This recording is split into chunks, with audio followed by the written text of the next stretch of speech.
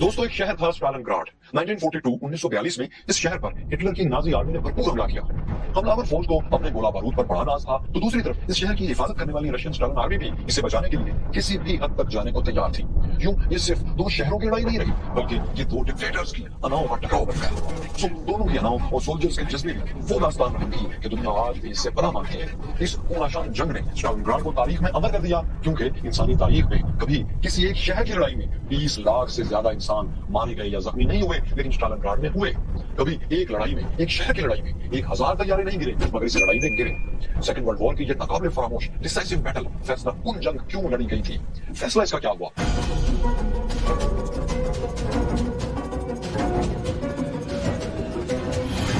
Stalingrad की लड़ाई second world war के दौरान 1942 में लड़ी गई थी।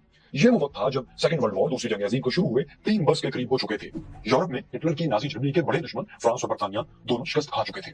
बर्तानिया अपना जोग्राफिया बचाने में मसरूफ था, तो फ्रांस पर तो जर्मनों ने बाकायदा कब्जा कर लिया था। बाकी ज्यादातर यूरोपियन ममालिक जर्मनों के कब्जे में आ चुके थे या फिर उनके इत्तेहादी बन गए थे। बस चंद ममालिक ही गैर जानिबदार थे, जैसे कि स्विट्जरलैंड। ऐसे में दुनिया का सबसे बड़ा मुल्क सोवियत रूस अभी काफी हद तक आजाद तो था, लेकिन जर्मन फोर्सेस इसे भी हड़प करती जा रही थी।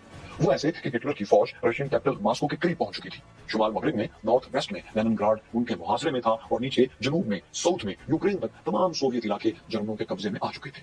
इन हालात में सोवियत रूस की फोर्सेस जो जनूबी इलाकों में सदर्न रीजन्स में मौजूद थी, उनकी वाहिद सप्लाई लाइन 3000 किलोमीटर तवील वोल्गा रिवर थी। दरिया वोल्गा ही के रास्ते उन्हें मॉस्को से असलहा और मदद पहुंचती थी। अगर इस दरिया को कहीं से भी काट दिया जाता तो जनूबी सोवियत रूस का इलाका मॉस्को से, सोवियत रूस के मरकज से कट जाता, जिसका नतीजा ये होता कि चेचनिया और अजरबैजान जैसे तेल की दौलत से मालामाल इलाके जर्मनों की झोली में आम गिरते। अब जाहिर है जंग में बहुत सा फ्यूल तो सबको चाहिए था, सो अब हिटलर दरिया वोल्गा की सप्लाई लाइन को काटना चाहता था। आप नक्शे में देखें तो साफ जाहिर है कि दरिया को कहीं से भी काटकर जनूबी सोवियत रूस की सप्लाई लाइन तोड़ी जा सकती थी, लेकिन हिटलर ने इसे दरिया के मोड़ पर मगरबी तरफ के शहर स्टालिनग्राड से काटने का प्रोग्राम बनाया। इसकी बजाय 2 बड़ी वजूहात थी। पहली स्ट्रेटेजिक वजह ये थी कि स्टालिनग्राड की फैक्ट्री से रशियन फोर्सेस को टैंक्स और तोपें सप्लाई होती थी। दूसरी नफसियाती वजह थी, और वो ये थी कि इस शहर का नाम सोवियत डिक्टेटर जोसेफ स्टालिन के नाम पर स्टालिनग्राड था। इस पर कब्जा रशियन फोर्सेस के मोराल को तोड़ कर रख सकता था। चुनाचे हिटलर ने दरिया वोल्गा की सप्लाई लाइन को स्टालिनग्राड से ही काटने का हुक्म जारी कर दिया। 28 जून 1942 को यूक्रेन से 2 फौजें रवाना हुई। एक फौज जिसे आर्मी ग्रुप ए का नाम दिया गया था, वो साउथ जनूबी रूस की तरफ मुड़ गई, जबकि दूसरी फौज ग्रुप बी ने स्टालिनग्राड की तरफ पेशकदमी शुरू कर दी। स्टालिनग्राड की तरफ बढ़ने वाली ग्रुप बी फौज में जो पैदल फौज थी, उसको 6th आर्मी का नाम दिया गया था, जिसके साथ टैंकों के दस्ते भी थे जो पेंजर्स कहलाते थे। इस फौज यानी ग्रुप बी की कुल तादाद इब्तदाई तौर पर 2,70,000 थी। अगले चंद माह में रीइंफोर्समेंट्स मिलने के बाद इस फौज की तादाद 1 मिलियन 10 लाख से बढ़ गई।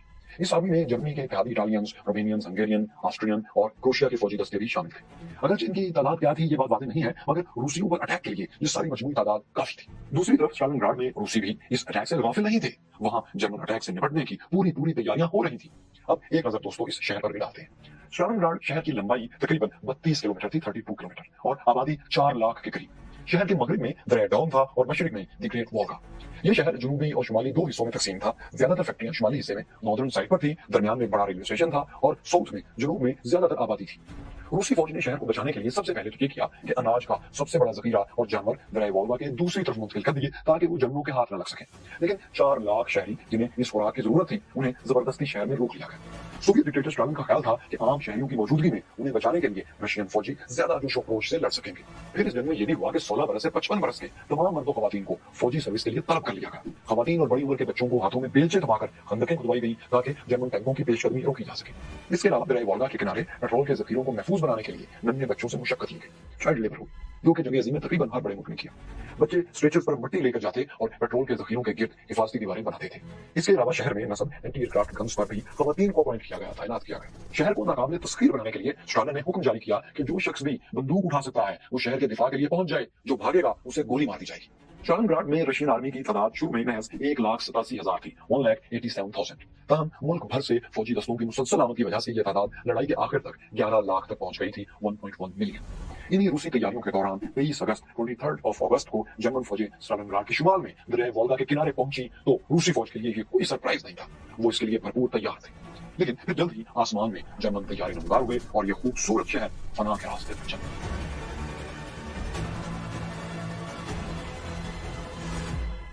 23 अगस्त को जर्मन एयरफोर्स ने स्टालिनग्राड पर अटैक शुरू किया, तो पहले ही रोज 1600 हमले किए, 1600 अटैक्स।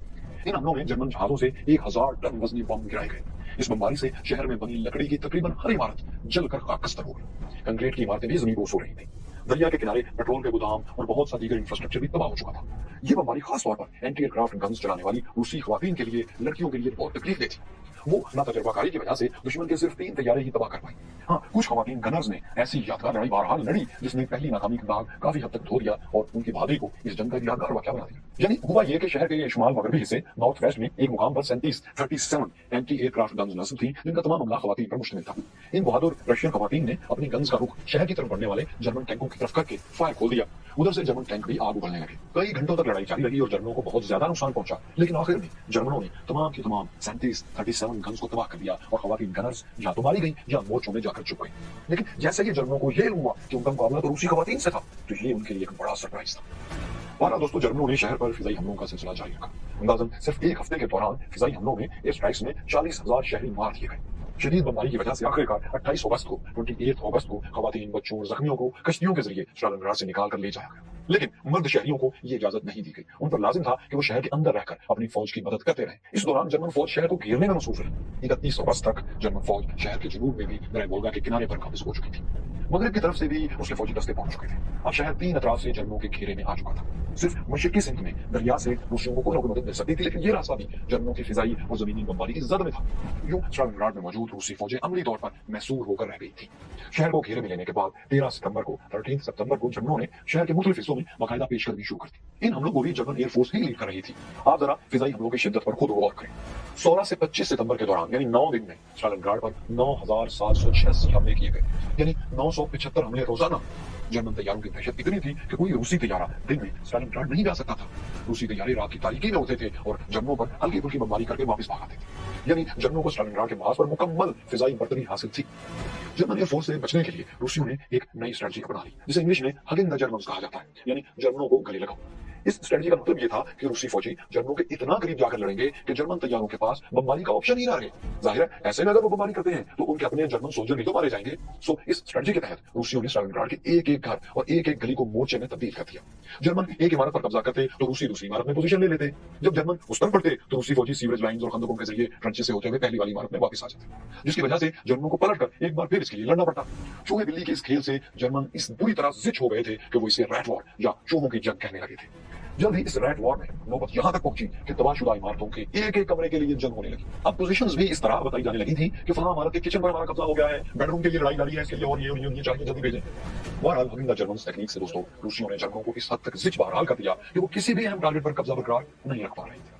मिसाल के तौर पर शहर के रेलवे स्टेशन का कंट्रोल 6 घंटे में 14 बार तब्दील हुआ, विदिन 6 आवर 14 टाइम्स, जो आखिर में फिर जर्मन फोर्सेस के ही कब्जे में आया। इसी तरह अनाज के गोदाम में जहां फौजियों के लिए खुराक जखीरा थी, वहां महज 50 रशियंस ने 15 रशियन सोल्जर्स ने हजारों जर्मन्स को 5 दिन तक रोके रखा। इनमें से 40 मारे गए, लेकिन 10 फौजी फिर भी बचकर निकल गए और जाते हुए गोदाम में मौजूद अनाज को आग लगा गए। रूसी मुजाहमत का एक और एलिमेंट दोस्तों स्नाइपर्स भी थे। स्टालिनग्राड की एक एक इमारत, एक एक मलबे के ढेर में कोई ना कोई स्नाइपर छुपने की जगह बहरहाल थी। मलबे के इन्हीं ढेरों के दरमियान एक रूसी स्नाइपर वेस्ली ज़ाइस्ट्रफ ने 225 जर्मनों को मौत के घाट उतारा। मशहूर जमाना film enemy at the gates इसी रशियन स्नाइपर की स्टोरी से मुतासिर होकर बनाई गई थी, थोड़ा सा फिक्शन एलिमेंट ऐड करके। लेकिन रशियंस की इतनी शदीद तरीन मुजाहमत के बावजूद जर्मन फोर्सेस मुख्तलिफ सिमतों से शहर में पेशकदमी करते जा रही थी। वो कि ये पेशकदमी बहुत सुस्त थी, लेकिन कामयाबी से जारी तो थी। अक्टूबर के शुरू तक शहर का ज्यादातर जनूबी हिस्सा सदर्न पार्ट जर्मनों के कंट्रोल में आ चुका था। 7 अक्टूबर को जर्मन फोर्सेस ने जनूबी इलाके में नाजी परचम लहरा दिया और जर्मन मीडिया ने ऐलान कर दिया कि ये हिस्सा फतह हो गया है। अब लड़ाई शुमाली हिस्से में नॉर्थ पार्ट में शिफ्ट हो चुकी थी और यहाँ आप जान चुके हैं कि रशियन फैक्ट्रीज थी। ये स्टालिनग्राड का फैक्ट्री एरिया था। इनमें सबसे मशहूर स्टालिनग्राड ट्रैक्टर फैक्ट्री थी। 1942 में ये फैक्ट्री रशियंस की एक अहम दिफाई लाइन भी थी। 14 अक्टूबर को जर्मनों ने ट्रैक्टर फैक्ट्री पर भरपूर हमला कर दिया। इस दौरान करीबी फैक्ट्रीज पर कब्जे की लड़ाई भी शुरू हो चुकी थी, लेकिन रूसियों ने यहाँ भी हगिंग द जर्मन स्ट्रेटजी ही को कामयाबी से इस्तेमाल किया। वो वसीओरीज प्लांट्स के बहुत बड़े फैक्ट्री प्लांट्स के मुख्तलिफ हिस्सों में पोजीशंस लेकर जर्मनों से लड़ते रहे। जर्मनों की शदीद बमबारी से जो इमारत तबाह होती, वो उसके मलबे में मोर्चे बनाकर बैठ जाते और लड़ाई जारी रखते। अक्टूबर के आखिर तक जर्मनों ने शदीद नुकसान उठाने के बाद एक एक करके इन फैक्ट्रीज पर भी कब्जा कर ली, जिसके बाद एक जश्न फतह हुआ। लेकिन ये जरा मिठाई पहले खा लेने वाली बात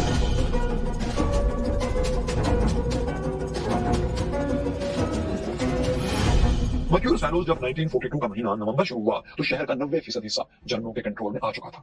शहर में दरिया वोल्गा के किनारे किनारे कुछ पॉकेट्स ऑफ रेजिस्टेंस रह गई थी, जहां रूसी फौजी अब भी डट कर लड़ रहे थे, लेकिन बाकी पूरा शहर, सारा स्टालिनग्राड जर्मनों के कंट्रोल में था। जर्मन्स ने फौरन प्रोपेगेंडा शुरू कर दिया कि स्टालिनग्राड फतह हो गया, स्टालिनग्राड फतह हो गया।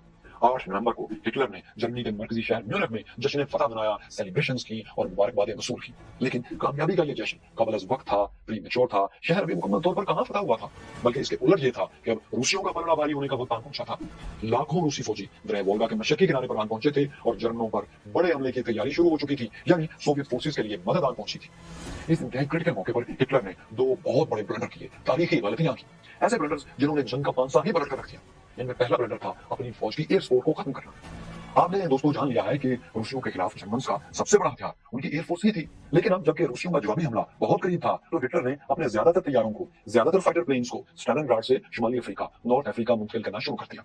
इसकी वजह यह थी कि वहां तैनात नाजी जनरल रोमेल को शिकस्त हो गई थी, जिसके बाद से अफ्रीका के महाज पर बरतानिया और इत्तेहादियों की पोजीशन बहुत मजबूत हो चुकी थी।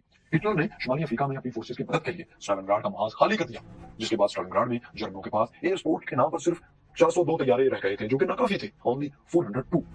दूसरा बड़ा ब्लंडर हिटलर ने यह किया कि स्टालिनग्राड के इर्द गिर्द मौजूद अपनी इत्तेहादी फौजों की मदद के लिए फोर्सेस भेजने में मुसलसल ताखीर करता रहा। आप जान चुके हैं कि जर्मनों के साथ इटालियन, रोमानियन और हंगेरियन दस्ते भी थे। इन फोर्सेस ने शहर के गिर्द हिफाजती हसार बनाकर इसे मुहासरे में ले रखा था। शहर के जनूबी तरफ सदर्न पार्ट में रोमानिया की 4th आर्मी तैनात थी, शुमाली तरफ 3rd आर्मी और इतालवी 8th आर्मी तैनात थी। लेकिन इन फोर्सेस के पास एंटी टैंक वेपन्स और जदीद हथियारों की शदीद कमी थी।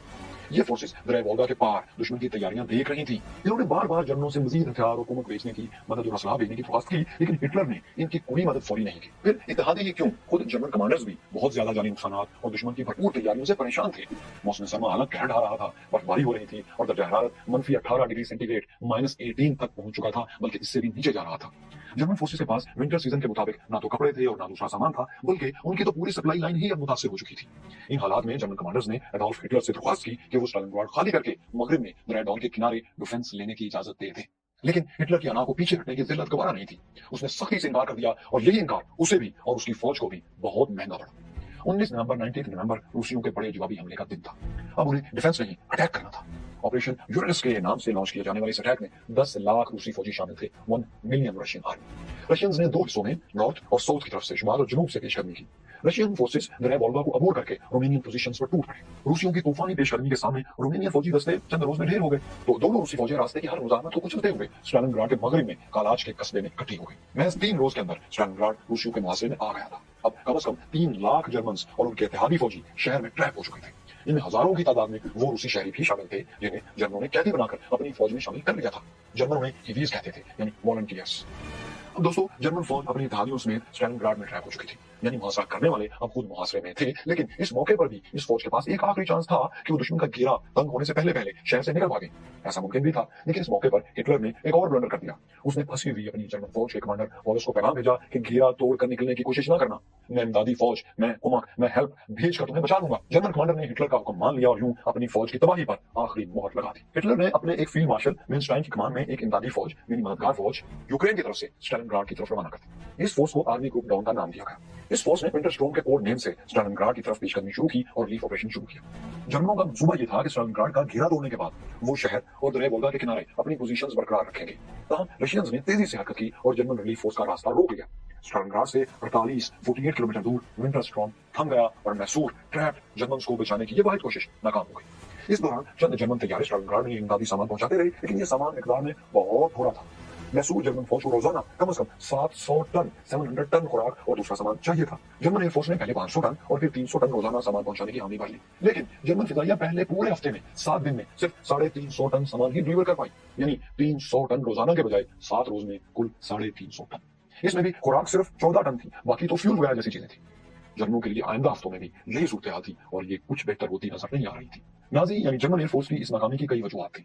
एक तो आप जान चुके कि इनके पास तैयारों की शदीद कमी थी या हो चुकी थी, और जितनी कुछ एयरफोर्स थी, जितने को तैयारी बाकी थे, वो इंतहाई सर्द मौसम, खराब मौसम में परवाजें भी नहीं कर पा रहे थे।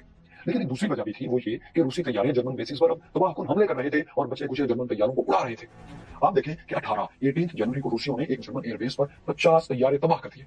अब सूरत हाल ये थी कि स्टालिनग्राड में जर्मन के लिए हालात गंभीर से गंभीर तर होते जा रहे थे। जर्मन को राशन के नाम पर 100-200 ग्राम ब्रेड रोजाना मिलती थी। यहाँ तक कि फौज के लिए सामान लाने वाले घोड़ों को भी हलाक करके खाया जा रहा था, लेकिन घोड़ों का गोश्त सर्दी से इस बुरी तरह जल जाता था कि इसे आरी से, सख्त और तेज औजार से काट कर खाना पड़ता था। फौजियों की वर्दियां चीथड़ों में बदली जा चुकी थी। सर्दी से बचने के लिए रूसियों की छोड़ी हुई बड़ी पुरानी वर्दियां और बैंडेजेस के टुकड़े तक उड़े जा रहे थे। कुछ फौजी तो डिस्प्रेशन में आवारा कुत्तों और मुर्दा घोड़ों की खालों से दस्ताने और लिबास बनाने की कोशिशें भी कर रहे थे, मगर सख्त सर्दी और भूख अनगिनत जानें लेती जा रही थी। हजारों फौजियों की लाशें बर्फ पर जा बजा बिखरी हुई थी और इन पर मातम करने वाला एक तरफ, इन्हें तो दफन करने वाला कोई नहीं था।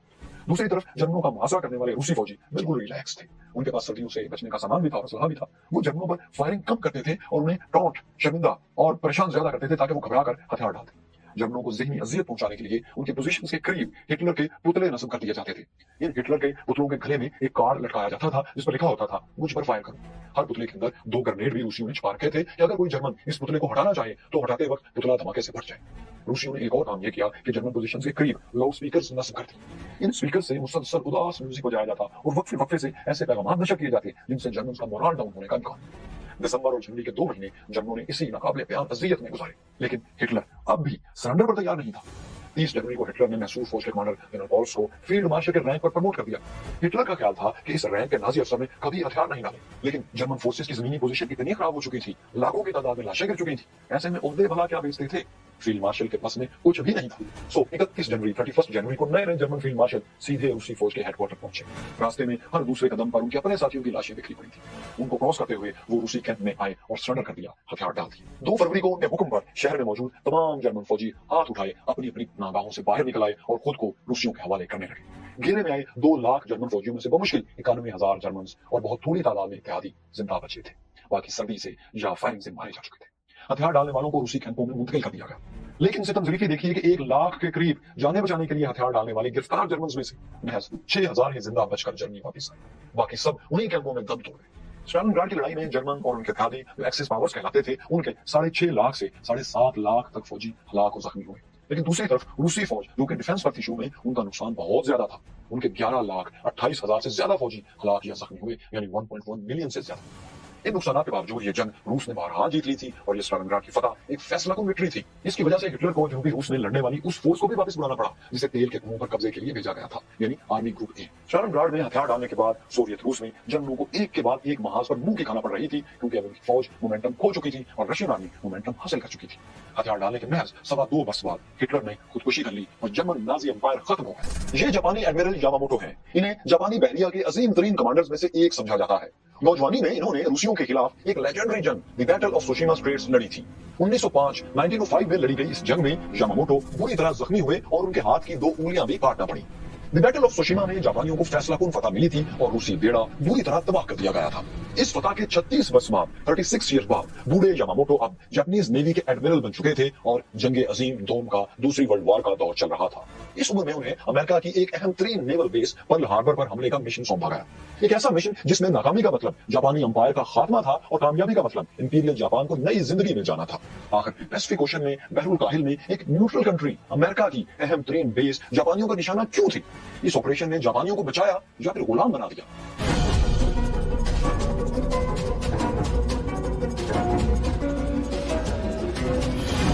माय क्यूरियस फेलोज, 1941 में सेकंड वर्ल्ड वॉर को तीसरा साल जारी था।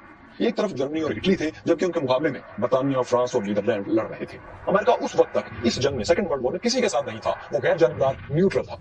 न्यूट्रल होने के बावजूद बहरुल काहिल पैसिफिक ओशन में अमेरिका को एक बहुत बड़ा चैलेंज बहरहाल दरपेश था और इस चैलेंज का नाम था जापानी एम्पायर। क्योंकि जापान एशिया में अपनी ताकतवर सल्तनत बढ़ाता चला जा रहा था, फैलाता चला जा रहा था। कोरिया, ताइवान और चीन के बड़े इलाकों पर जापानियों का कब्जा हो चुका था, जबकि वियतनाम, कंबोडिया और लाओस में भी उसने अपने फौजी अड्डे बना लिए थे, यानी ये ममालिक भी उसके असर में थे। अब देखें कि जहां जापान की कॉलोनीज थी, वहीं पैसिफिक ओशन में अमेरिका, बर्तानिया और नीदरलैंड की भी कॉलोनीज थी। अमेरिका की सबसे बड़ी कॉलोनी फिलिपाइन था, मलेशिया बर्तानिया की कॉलोनी था और इंडोनेशिया पर नीदरलैंड का कब्जा था। इन तीनों मगरबी ममालिक को जापान की फैलती एम्पायर और बढ़ती ताकत पर बहुत तशवीश थी। खासतौर पर जापानियों के चीन में दाखिले पर उन्हें परेशानी थी। जुलाई 1941 में जापानीज फोर्सेस को चीन से निकालने के लिए इन ममालिक ने, यूरोपियन ममालिक ने जापान को तेल की सप्लाई मुकम्मल बंद कर दी। इस पाबंदी से जापान की 90% ऑयल इंपोर्ट्स रुक गई। अब जंग के दौरान किसी मुल्क का आप तेल बंद कर दें तो वो खाक लड़ाई लड़ेगा। इस पाबंदी ने दोस्तों जापान के जैसे हाथ पांव बांध कर रख दिए थे। अब सिर्फ उसके पास रिजर्व फ्यूल था जिससे वो जंग कर सकता था। इसके अलावा इसके बाद अगर उसे फ्यूल चाहिए था तो अब उसके पास सिर्फ एक सूरत थी कि तेल से मालामाल इंडोनेशिया और मलेशिया पर जाकर कब्जा कर ले, क्योंकि यही 2 मुल्क जो है यहाँ पर ऑयल था। अब यही वो 2 मुल्क भी थे जो बर्तानिया और नीदरलैंड की कॉलोनी भी थे, यानी जापान के दुश्मन मुल्कों की। लेकिन इन कॉलोनीज पर कब्जे में इन दोनों मुल्कों से ज्यादा रुकावट एक और थी, और वो थी अमेरिकी कॉलोनी फिलिपाइन। यानी अमेरिका बहादुर उसके रास्ते में खड़ा था, जो कि जारी वर्ल्ड वॉर में अभी तक तो न्यूट्रल था। सो अमेरिकी कॉलोनी फिलिपाइन पर कंट्रोल किए बगैर जापान इंडोनेशिया और मलेशिया पर कब्जा करके अपनी सप्लाई लाइन बहाल नहीं रख सकता था और वहां से ऑयल नहीं ला सकता था। मतलब इंडोनेशिया और मलेशिया पर कब्जे के लिए उसे फिलिपाइन पर कब्जा करना बहुत ही जरूरी हो गया था। लेकिन इसके लिए अमेरिका की ताकत रास्ते में खड़ी थी और इस ताकत की ताकत पैसिफिक ओशन में कायम अमेरिकी ताकतवर बेस पर्ल हार्बर थी। क्योंकि फिलिपाइन पर किसी भी हमले का जवाब अमेरिका की तरफ से इसी ताकतवर नेवल बेस पर्ल हार्बर से आना था। जापानियों ने इसी स्ट्रेटेजिक बेस को रास्ते से हटाने का प्रोग्राम सबसे पहले बनाया। पर्ल हार्बर पर इस अहमतरीन हमले की प्लानिंग का टास्क दोस्तों जापानी नेवी के उसी सबसे तजुर्बाकार कमांडर इसोरोको यामामोटो को सौंपा गया, जिन्होंने रूस के खिलाफ अपनी जवानी में जंग लड़ी थी और अपनी 2 उंगलियां खोई थी। वो अमेरिका में जापानी सफारतखाने में मुलाजमत भी कर चुके थे और अमेरिकियों की इंडस्ट्रियल और फौजी ताकत अपनी आंखों से देख चुके थे। इसलिए वो अपनी हुकूमत को इस हमले से पहले ये मशवरा बार बार देते रहे कि अमेरिकियों से ना उलझा जाए। तमाम जापानी हुकूमत ने उनकी एक नहीं सुनी और हमले का फैसला अटल रखा। जापानी एडमिरल ने मजबूरन इस हुक्म को तस्लीम कर लिया और हमले की प्लानिंग शुरू कर दी। उनका टारगेट अमेरिकी रियासत हवाई का जजीरा ओआहू था, क्योंकि यही पर्ल हार्बर बेस वाक़या थी। यामामोटो के लिए ये प्लानिंग चैलेंज इसलिए थी कि यहाँ जो भी अटैक करना था उसे अचानक करना था, सरप्राइज करना था। उन्होंने अमेरिकियों को सरप्राइज देना था, लेकिन ये लोकेशन ऐसी थी कि यहाँ अचानक सरप्राइज अटैक बहुत मुश्किल था। आप भी जरा इस लोकेशन, इसकी जियोग्राफी को देखें। ओआहू अमेरिकी रियासत हवाई का तीसरा बड़ा जजीरा है। हवाई का दारुल हुकूमत होनोलुलु भी यही वाक़या है। इस जजीरे में एक समुद्री घाटी के अंदर एक छोटा सा खुश्की का टुकड़ा है जिसे फोर्ड आइलैंड कहते हैं। इसी टुकड़े और इर्द गिर्द की जमीन पर अमेरिकी बेस पर्ल हार्बर कायम थी। इस तक पहुंचने के लिए तंग समुद्री रास्ते से गुजरना पड़ता था और ये रास्ता, जैसा कि आप देख रहे हैं, कुदरती दरवाजे का काम दे रहा था। इस तंग रास्ते की हिफाजत के लिए अमेरिकी बहरी जंगी जहाज पेट्रोलिंग करते रहते थे। सो किसी भी नेवी के लिए इस बेस पर समुद्री रास्ते से अचानक भरपूर हमला तकरीबन नामुमकिन था। सो इसके बाद इस बेस को तबाह करने का एक ही दूसरा तरीका बचता था और वो था आसमान से हमला, यानी फजाई हमला, एरियल अटैक। यामामोटो ने यही प्लानिंग की। जापान में पर्ल हार्बर बेस के मॉडल्स बनाकर फाइटर पायलट्स को ट्रेनिंग्स दी जाने लगी। कई हफ्तों की मशक के बाद ये पायलट पर्ल हार्बर पर हमले के लिए तैयार हुए। अब यूं था कि यामामोटो जो इस हमले के प्लानर थे, उन्हें साथ नहीं जाना था। उन्हें जापान के हेड ऑफिस में बैठकर ही इस जंग को कमान करना था और समंदर में इसकी कमान वाइस एडमिरल दोगोमो के हाथ में रहना थी। 26 नवंबर 1941 के रोज जापानी बहरी बेड़ा एटिरोफो आइलैंड से पर्ल हार्बर के लिए रवाना हो गया। यह खूबसूरत जजीरा उस वक्त जापान के कब्जे में था, लेकिन आजकल इस पर रूसी कंट्रोल है। यहाँ से रवाना होने वाला जापानी बेड़ा फर्स्ट एयर फ्लीट कहलाता था। इस बेड़े का मरकजी जहाज या फ्लैगशिप अकागी था और इसी से पूरे फ्लीट को कंट्रोल किया जा रहा था। जापानी नेवी ने तकरीबन 5000 किलोमीटर का सफर तय करके पर्ल हार्बर बेस पर हमला करना था। इस बेड़े में 6 एयरक्राफ्ट कैरियर्स यानी तैयारा बरदार बहरी जहाज और 23 आबदोजें सबमरीन्स शामिल थी। इसके अलावा 30 छोटे बड़े दूसरे शिप्स भी थे। जापानियों के पास इस अटैक के लिए 414 414 तैयारे थे। इनमें से 350 के लगभग जहाजों ने इस बार के इस हमले में हिस्सा लेना था और बाकी तैयारों ने बेड़े के ऊपर रहकर उसकी हिफाजत करना थी। इस जापानी फोर्स के मुकाबले में पर्ल हार्बर में तैनात अमेरिकी पैसिफिक फ्लीट को भी दोस्तों देख लेते हैं। वहां यूं था कि अमेरिकन के पास तकरीबन 100 के करीब बहरी जहाज और बोट्स थे। इनमें 59 बड़े ताकतवर शिप्स थे और इन पर एंटी एयरक्राफ्ट गन्स भी नस्ब थी। इन जहाजों में 8 बैटल शिप्स भी थे। इन्हें एयरक्राफ्ट कैरियर्स के बाद सबसे ताकतवर जंगी मशीन उस वक्त तस्वुर किया जाता था। इसके अलावा पर्ल हार्बर में एक सबमरीन बेस भी थी जिस पर 4 आबदोजें सबमरीन्स खड़ी थी। ओआहू जजीरे पर एयरफोर्स, नेवी और आर्मी की कम से कम 6 एयर बेसेस भी थी। इनमें एक बेस पर्ल हार्बर के मरकजी जजीरे फोर्ड आइलैंड पर कायम थी। यहाँ नेवल तैयारे तैनात थे। जजीरे के शुमाल में व्हीलर और जनूब में इकोम एयर बेस भी बड़े हवाई अड्डे थे। इन सब पर कुल मिलाकर 400 के लगभग अमेरिकी तैयारे मौजूद थे। ओआहू जजीरे पर अमेरिकन आर्मी भी दोस्तों मुख्तलिफ जगहों पर तैनात थी जो मशीन गन्स और तैयारा शिकन तोपों से लेस थी। साहली पट्टी के साथ साथ मुख्तलिफ जगहों पर कम से कम 6 रेडार भी थे। अगर हम दोस्तों सिर्फ अमेरिकन तैयारा शिकन तोपों को ही देखें, एंटी एयरक्राफ्ट गन्स को, तो यही जापानियों के फिजाई हमले को नाकाम बना सकती थी। लेकिन इसके लिए बहुत जरूरी था कि इन्हें बर वक्त इत्तला मिले कि हमला होने वाला है। जबकि जापानियों के लिए इसके मुकाबले में कामयाबी यही थी कि वो अपनी आमद को खुफिया रखें और सरप्राइज अटैक करें कि ये एंटी एयरक्राफ्ट गन्स हरकत ही में ना आ सके। इसीलिए यामामोटो ने जापानीज फ्लीट को पाबंद किया कि वो अमेरिकी बेस की तरफ जैसे ही सफर शुरू करें, किसी भी किस्म की वायरलेस कम्युनिकेशन बंद कर दें। फिर जापानीज नेवी ने रास्ता भी वो इख्तियार किया था जो मामूल के रास्तों से हटकर और जिगजैग की शक्ल में था, ताकि अगर किसी को फिर भी बहना पड़ जाए तो उसे इस फौज की मंजिल का इल्म ना हो सके। मगर आप देखें दोस्तों कि इतनी एहतियात के बावजूद अमेरिकियों को जापानी हमले की खबर मिल गई। वो कैसे? Michael fellows American research institute independent के एक आर्टिकल में यह दावा किया गया है कि अमेरिकी नेवी को इस हमले का इल्म बहुत पहले हो चुका था।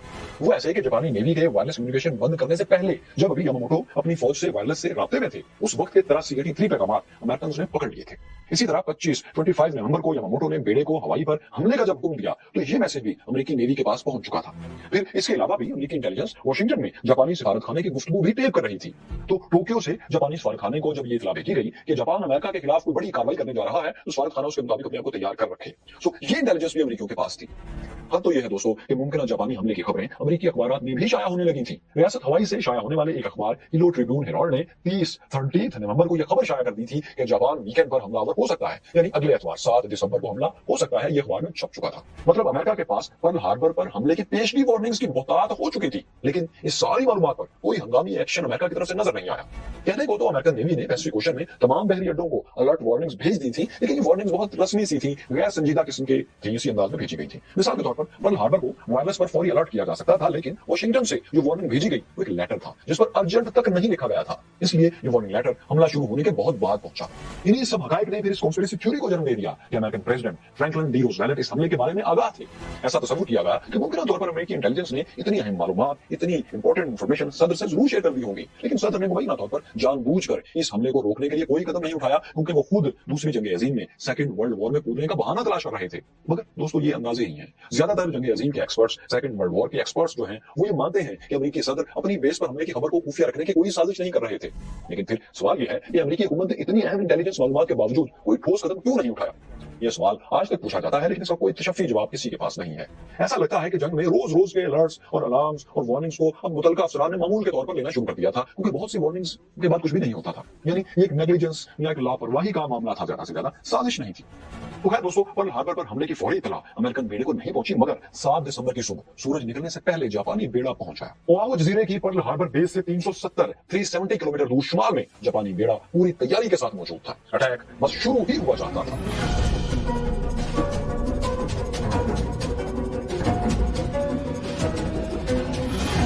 सेकंड वर्ल्ड वॉर का ये बहुत बड़ा मिशन था और किसी जापानी पायलट को इल्म नहीं था कि वो इस हमले से जिंदा वापस आ सकेगा या नहीं। चुनाचे जापानी पायलट्स ने हमले से पहले अपने घर वालों को आखिरी खतूत लिखे। कुछ ने अपनी निशानी के तौर पर बाल और नाखून काटकर लिफाफों में बंद कर दिए। इस खतों किताबत के बाद आखिरकार हमले के लिए पर तोले जाने लगे। लेकिन दोस्तों, इस लड़ाई में पहला फायर जापानीज ने नहीं, अमेरिकन ने किया। वो कैसे? वो इस तरह के जापानी बेड़ा तो पर्ल हार्बर से बहुत दूर खड़ा था, लेकिन बेड़े के साथ मौजूद आबदोजें सबमरीन्स खामोशी से पर्ल हार्बर के दाने के करीब पहुंच गई थी। ये छोटी सबमरीन्स थी जिनमें अमूमन 2 से 3 फौजी बैठ सकते थे। सबमरीन्स में टॉर्पेडोस, समंदर की सतह पर ग्लाइड करने वाले बम नस्ब थे।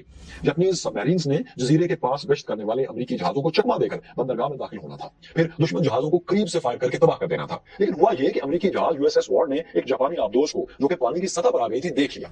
अमेरिकी जहाज ने तोप का गोला फायर करके ये पहली सबमरीन तबाह कर दी। अमेरिकियों ने इसकी इत्तला वायरलेस पर फौरन पर्ल हार्बर बेस के हेडक्वार्टर को भेज दी, ताकि सारी बेसिस अलर्ट हो सके, तमाम मुतल्लिका अफसरान और तमाम हथियार चुकन्ने किए जा सके। लेकिन आप जान चुके हैं कि आबदोजों से मुतल्लिक तो फॉल्स अलार्म पहले से मुसलसल आ रहे थे। सो हेडक्वार्टर में किसी ने इस इत्तला को सीरियस नहीं लिया। इस दौरान जापानी एयरफोर्स भरपूर अटैक के लिए परवाज भर चुकी थी। जापानी तैयारों ने 2 ग्रुप्स की शक्ल में उड़ान भरी। पहला ग्रुप सुबह 6:15 पर और दूसरा 7:25 पर रवाना हुआ। इन ग्रुप्स में कुल 350 तैयारी शामिल थे, जिनमें 40 टॉरपेडो बॉम्बर्स थे। टॉरपेडोज के अलावा इन तैयारों में 800 किलोग्राम तक वजनी बम भी नस्ब किए गए थे। हर तैयारी में तकरीबन 4 घंटे का फ्यूल था। अमेरिकन फोर्सेस को जापानीज हमले की पहली इत्तला 7:02 7:02 पर मिली। ओआहू जजीरे के शुमाली कोने में नस्ब अमेरिकी रेडार ने जापानी तैयारों के पहले ग्रुप को देख लिया था, लेकिन अमेरिकी फोर्सेस ने यह समझा कि ये अमेरिकी B-17 तैयारे हैं जो अमेरिकी रियासत कैलिफोर्निया से यहाँ आ रहे हैं।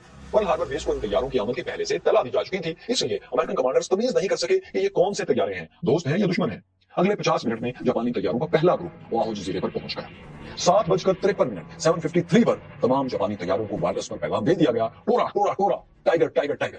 ये हमला शुरू करने का सिग्नल था। इस पैगाम के साथ ही जापानी तैयारों ने पूरी ताकत से पर्ल हार्बर पर बम बरसाना शुरू कर दी। जापानी तैयारे अलग अलग छोटे ग्रुप्स में तकसीम हो गई। कुछ ने एयरफील्ड्स पर हमला किया और बाकी तैयारे पर्ल हार्बर में खड़े बहरी बेड़े पर बरस पड़े। जापानी तैयारों ने पहले ही हमले में अमेरिकियों की मरकजी एयरबेस विलर फील्ड को मुकम्मल तौर पर नाकारा कर दिया। वहां खड़े ज्यादातर तैयारे तबाह हो गए। उधर बाकी एयरफील्ड्स और पर्ल हार्बर बेस भी हमले की जद में आ चुकी थी। इन बेसिस पर मौजूद ज्यादातर अमेरिकी जहाज या तो तबाह हो गए या नुकसान की वजह से उड़ने के काबिल ही न रहे। एयरफील्ड्स पर मौजूद कुछ अमेरिकी मशीन गन्स ने जापानियों को निशाना बनाने की कोशिश की, मगर वो उन्हें ज्यादा नुकसान नहीं पहुंचा सकी। चंद अमेरिकी जहाजों ने परवाज भी की और कुछ दुश्मन तैयारों को गिराया भी, लेकिन हमलावर जापानी तैयारे तादाद में इतने ज्यादा थे कि ये चंद अमेरिकी फाइटर प्लेन्स गिर गए या भाग गए। उधर अमेरिकी तैयारे दोस्तों चल रहे थे, तो दूसरी तरफ पर्ल हार्बर का मरकजी हिस्सा भी जापानियों की जद में आ चुका था। यह तस्वीर जो जापानी तैयारे से ली गई थी, इसमें पर्ल हार्बर का फोर्ट आइलैंड और इसके इर्द गिर्द खड़े बहरी जहाज नजर आ रहे हैं। ये जगह ही जापानी हमले का असल टारगेट थी। अमेरिकियों के 8 बैटलशिप्स जो हमले में जापानियों का अहम तरीन हदफ थे, वो भी इसी के करीब मौजूद थे। चुनाचे जापानियों ने अपनी पूरी बारूदी ताकत इस जजीरे और इसके इर्द गिर्द खड़े जहाजों पर फूंक दी। फोर्ड आइलैंड पर खड़े तमाम तैयारे तबाह कर दिए गए और बहुत सी इमारतें भी बमबारी से गिर गई। तैयारों ने वहां मौजूद बहरी जहाजों से कुछ फासले पर समंदर में टारपेडोज भी गिरा दिए। ये टारपेडोज पानी पर फिसलते हुए आगे बढ़ते और अमेरिकी जहाजों के निचले हिस्से से पैदों से टकराकर फट जाते। फिर टारपेडोज का निशाना बनने वाले जहाजों पर ऊपर से सैकड़ों किलोग्राम वजनी बम भी गिरा दिए जाते थे। ये बम बहरी जहाजों की छतें तोड़ते हुए इंजन और बारूद के जखीरों तक पहुंचते और जब फटते तो जहाज के चीथड़े हो जाते। अमेरिकी बैटलशिप यूएसएस एरिजोना एक ऐसे ही बम का शिकार होकर बुरी तरह तबाह हो गया। जहाज के हमले में से 1177 जवान और अफसर मारे। दूसरा अहम जहाज बैटलशिप यूएसएस ओक्लाहोमा था, जो 429 429 लोगों के साथ गर्क हो गया। इस दौरान अमेरिकी जहाजों का अमला भी होशियार हो चुका था। बमबारी शुरू होने के 5 मिनट के अंदर कई जहाजों की तैयारा शिकन तोपों से जापानी तैयारों पर फायरिंग हो रही थी। इस मौके पर एक स्याफाम अमेरिकी हीरो दोस्तों सामने आया, जिसकी बहादुरी के किस्से आज तक सुनाए जाते हैं। यह स्याफाम हीरो था डूरी मिलर। वो नेवी में बावर्ची था, उसके पास फायरिंग की कोई ट्रेनिंग नहीं थी। इसके बावजूद जरूरत देखते हुए उसने एंटी एयरक्राफ्ट गन ऑपरेट की और चंद जापानी तैयारे मार गिराई। इस बहादुरी पर इसे बाद में नेवी क्रॉस मेडल भी दे दिया गया। 12 तैयारा शिकन तोपों की शदीद फायरिंग के बावजूद दोस्तों जापानी तैयारों का नुकसान बहुत ही कम था। 8:50 8:50 पर जापानी तैयारों का पहला ग्रुप हमला मुकम्मल करके वापस अपने बेड़े पर लौट चुका था। लेकिन अमेरिकी गनर्स को दम लेने का मौका फिर भी नहीं मिला, क्योंकि 10 मिनट बाद ही 9 बजे जापानी तैयारों का दूसरा ग्रुप पर्ल हार्बर पहुंच चुका था। यह ग्रुप भी बगैर किसी ताकीद के अमेरिकियों पर टूट पड़ा। इस ग्रुप के कुछ तैयारे बाकी फोर्स से अलग होकर मशरिक में मौजूद एयरबेस पर हमलावर हो गए। उन्होंने वहां कई अमेरिकी जंगी जहाजों को खड़े खड़े तबाह कर दिया। फिर पर्ल हार्बर में अमेरिकी शिप्स भी इस दूसरे जापानी ग्रुप के बमों की जद में थे। इस हमले में एक और अमेरिकी बैटलशिप यूएसएस कैलिफोर्निया भी गर्क हो गया। तकरीबन 9:45 तक दूसरा जापानी ग्रुप भी हमला मुकम्मल करके अपने बेड़े पर लौट चुका था। इन 2 कामयाब हमलों ने पर्ल हार्बर बेस को काफी हद तक तबाह कर दिया था। यहाँ जापानियों के पास मौका था कि वो तीसरा और फैसला कुन हमला करके पर्ल हार्बर पर मौजूद तमाम फौजी तंसीबात, अहम इंस्टॉलेशंस का मुकम्मल खात्मा कर दें। लेकिन जापानीज के on field commander vice admiral मोगोमो ने वापसी का फैसला कर लिया। उनके इस फैसले की दोस्तों 2 मुमकिन वजूहात थी। एक तो ये कि जापानी बेड़े के पास अब फ्यूल बहुत थोड़ा रह गया था। फिर अमेरिकियों की तरफ से जवाबी हमले, काउंटर अटैक का भी खदशा था। चुनाचे जापानी कमांडर ने इतनी तबाही को ही काफी समझा और वापसी का हुक्म दे दिया। पर्ल हार्बर पर हमले का टास्क उनके नजदीक कामयाबी से मुकम्मल हो चुका था, मगर वक्त ने साबित किया कि ये फैसला, वापसी का फैसला, एक बहुत बड़ी गलती थी और ये गलती चुप थी। वो इसलिए कि ये एक जुज़वी फतह थी, पार्शियल विक्ट्री थी। वाइस एडमिरल मोगोमो ने वापसी की जल्दी में अहम तरीन टारगेट्स को तो मिस कर दिया था। पर्ल हार्बर की इस पुरानी तस्वीर में आपको जो सफेद सिलेंडर नुमा गोल दायरे से डब्बे से नजर आ रहे हैं, ये असल में अमेरिकन फ्यूल डिपो हैं, जो नेवी की लाइफ लाइन थे। ये डिपो पर्ल हार्बर में कई जगहों पर मौजूद थे और इनमें 65 करोड़ लीटर फ्यूल जमा था। ये ईंधन अमेरिकन पैसिफिक फ्लीट को 10 माह तक चलाने के लिए काफी था। अगर ये डिपो तबाह हो जाते तो अमेरिकन को दोबारा इतना फ्यूल जमा करने और जंग की तैयारी में मजीद 2 साल लग जाते। लेकिन कमांडर मोगोमो के गलत फैसले की वजह से फ्यूल के ये डिपो बच गए। इसके अलावा पर्ल हार्बर में शिप्स को रिपेयर करने वाली मशीनरी और सबमरीन बेस भी महफूज रही। जापानीज नेवी की एक और बदकिस्मती ये रही कि 3 American aircraft carriers USS enterprise, Lexington और साराटोगो पर्ल हार्बर में मौजूद ही नहीं थे। हालांकि ये तीनों जहाज एडमिरल यामामोटो के ओरिजिनल प्लान के मुताबिक तबाह किए जाने जरूरी थे। ये वो टारगेट्स थे जिन्हें बाकी नहीं छोड़ा जाना चाहिए था, बल्कि इनकी तबाही बैटलशिप से भी कहीं ज्यादा जरूरी थी। लेकिन हुआ ये कि हमले के वक्त तीनों में से कोई भी कैरियर पर्ल हार्बर पर मौजूद नहीं था। इन तीनों एयरक्राफ्ट कैरियर्स और फ्यूल डिपोज के बच जाने की, महफूज रहने की वजह से जापानियों की फतह को डिसाइसिव विक्ट्री नहीं कहा जा सकता। हाँ, यह जरूर था कि अमेरिकियों को इस हमले से वक्ती तौर पर शदीद नुकसान पहुंच गया था। उनके 21 बहरी जहाज और 188 तैयारे तबाह हो चुके थे, जबकि 159 को नुकसान पहुंचा था। 2335 अमेरिकी जवान और अफसर हलाक और 1143 जख्मी थे। उनके मुकाबले में जापानियों का नुकसान ना होने के बराबर था। उनके महज 29 तैयारे गिरे थे, 4 छोटी आबदोजें तबाह हुई थी, जबकि 5वीं आबदोज साहिल पर फंस गई थी और फिर चट्टानों से टकराकर डूब गई। इस आबदोज के हमले का एक रुकन मारा गया और दूसरा जिंदा गिरफ्तार कर लिया अमेरिकन ने। ये इस हमले का वाहिद जापानी जंगी कैदी था। पर्ल हार्बर हमले में जापानियों की हलाकतें भी सिर्फ 64 ही थी। इस जुज़वी फतह, पार्शियल विक्ट्री पर जापान में खूब जश्न मनाया गया, लेकिन इस हमले की प्लानिंग करने वाले बूढ़े एडमिरल यामामोटो मुतमईन नहीं थे। उनके गैर मुसद्दका बयान के मुताबिक जापानीज ने एक सोए हुए जिन को जगा दिया था। उनके इसी बयान की वजह से कहा जाता है कि अगर वो मौके पर मौजूद होते, ऑन स्पॉट होते, तो पर्ल हार्बर की मुकम्मल तबाही से पहले वो जापानी नेवी को वापसी का हुक्म न देते। तो दोस्तों, मुख्तसर ये कि पर्ल हार्बर पर हमले से जापान को जो फतह मिली थी, उसकी बुनियाद पर उन्होंने फिलिपाइन, इंडोनेशिया और मलेशिया पर कब्जा तो बहरहाल कर लिया, तेल भी वहां से हासिल कर लिया, लेकिन वो अमेरिका के कहर से नहीं बच सके, अमेरिका को जंग से बाहर नहीं रख सके। अमेरिकियों ने पर्ल हार्बर की तबाही के बाद तेजी से अपने बेड़े को दोबारा मुनज़्ज़म करना शुरू कर दिया। अमेरिका के जो 21 जहाज तबाह हुए थे, वो भी कम गहरे पानियों में डूबे थे और उनको रिपेयर करने का सामान भी पर्ल हार्बर पर मौजूद था। इन तमाम जहाजों को समंदर से निकाल लिया गया। 3-4 जहाज जो बिल्कुल नाकारा थे, उन्हें तोड़कर उनका लोहा और जरूरी पुर्जे अलग कर लिए गए। बाकी जहाजों को वहीं पर रिपेयर कर लिया गया। चंद ही माह में अमेरिकी नेवी के ज्यादातर तबाहशुदा जहाज ड्यूटी पर वापस आ गए और जापानियों से लड़ाई के लिए तैयारी करने लगे। पर्ल हार्बर पर हमले के अगले ही रोज 8 दिसंबर को अमेरिकी हुकूमत ने जापान के खिलाफ ऐलान जंग भी कर दिया। सिर्फ 4 माह बाद अप्रैल में अमेरिका ने जापानी शहनशाह हिरोहितो को वाकई सरप्राइज दिया। अमेरिकी जंगी जहाजों ने जापानियों के फखर टोक्यो शहर पर बमों की बरसात कर दी। इसके बाद अगले 4 साल भी शदीद लड़ाई जारी रही, जिसमें अमेरिकियों का पलड़ा भारी होता गया और आखिरकार ये जंग फिर हिरोशिमा और नागासाकी पर एटमी हमलों पर खत्म हुई, जिसके साथ ही जापानी सल्तनत जापानीज एम्पायर का भी खात्मा हो गया। और हाँ साथियों, पर्ल हार्बर पर हमला करने वाले और प्लानिंग करने वाले दोनों एडमिरल्स भी अफसोसनाक अंजाम से दो-चार हुए। अप्रैल 1943 में अमेरिकी तैयारों ने मौजूदा सोलोमन आइलैंड्स के करीब यामामोटो का जहाज मार गिराया, जिसमें वो भी मारे गए। इस कार्रवाई को अमेरिकियों ने ऑपरेशन वेंजेंस यानी इंतकामी कार्रवाई का नाम दिया। जापानियों ने यामामोटो की बाकियात को तलाश किया और उसे लाकर जापान में टोक्यो में पूरे एजाज से दफन किया। ये बुलंद कदमे वाली कब्र उसी जापानी एडमिरल की आखिरी आरामगाह है। यामामोटो की हलाकत के अगले वर्ष वाइस एडमिरल मोमोमो भी मारे गए। वो पैसिफिक ओशन के जजीरे साइपेन में तैनात थे। जुलाई 1944 में अमेरिकन फोर्सेज ने इस जजीरे पर हमला किया तो वाइस एडमिरल मोमोमो ने गिरफ्तारी और मुतवक्के खौफनाक इंजाम से बचने के लिए खुदकुशी कर ली। हो सकता है आखिरी लम्हात में उनको ख्याल आया हो कि काश मैं पर्ल हार्बर पर तीसरा अटैक कर देता तो आज मुझे ये दिन देखना नसीब न होता। उनकी मौत के बाद हुकूमत जापान ने उन्हें एजाजी तौर पर एडमिरल के ओहदे पर तरक्की दी थी। तो दोस्तों, यूं पर्ल हार्बर दूसरी जंग अजीम सेकंड वर्ल्ड वॉर की वो लड़ाई साबित हुई जिसने न सिर्फ अमेरिका को जंग में घसीट लिया बल्कि जापान में शहनशाहियत की तमाम ताकत सल्ब कर ली। जंग के बाद 50 की दहाई के आगाज तक जापान बाकायदा अमेरिकी गुलामी में रहा, उसकी कानूनी बनकर रहा। आज जापानी शहनशाह की हैसियत महज एक अलामती सरबराह की रह गई है। अब वहां जमहूरी तौर पर मुंतखब वज़ीर-ए-आज़म और पार्लियामेंट की हुकूमत है, वही ताकतवर है। ये मिस्र की नहर सुएज है। ये एशिया और यूरोप के दरमियान सबसे छोटा सी रूट है, समुद्री रास्ता है। सेकंड वर्ल्ड वॉर दूसरी जंग अजीम के दौरान नहर सुएज पर बर्तानिया का कंट्रोल था। ये रास्ता अंग्रेजों, ब्रिटिश एम्पायर और उनके इत्तेहादियों की लाइफ लाइन था। वो इसी रास्ते से जंग के दौरान अपने लिए पेट्रोल, तेल, फ्यूल इंपोर्ट करते थे। अगर उनका दुश्मन यानी एडोल्फ हिटलर, नाजी जर्मन्स इस नहर पर कब्जा कर लेते तो एलाइड पावर्स की सप्लाई लाइन बंद हो जाती। ब्रिटिश एम्पायर और उनके इत्तेहादियों के लिए बहुत बड़ा मसला बन जाता। 1942 में सेकंड वर्ल्ड वॉर के तीसरे बरस में ये ब्रिटिश एम्पायर और उनके इत्तेहादियों की सप्लाई लाइन नहर सुएज वाकई नाजियों के निशाने पर आ गई। ये नहर खतरे में पड़ गई क्योंकि नाजी लीडर एडोल्फ हिटलर के favourite commander general Hermann Rommel ने मिस्र पर कब्जे का प्रोग्राम बना लिया था। वो 1941 से अफ्रीकी महाज पर लिबिया में अंग्रेजों से जंग लड़ रहे थे। उस दौर में लिबिया से लेकर मिराकश तक पूरे शुमाली अफ्रीका पर जर्मन नाजियों और उनके इत्तेहादियों का पूरा कंट्रोल था और इस कंट्रोल के एक बरस के दौरान इन्होंने जनरल रोमेल ने अंग्रेजों को कई बार शिकस्त दी थी।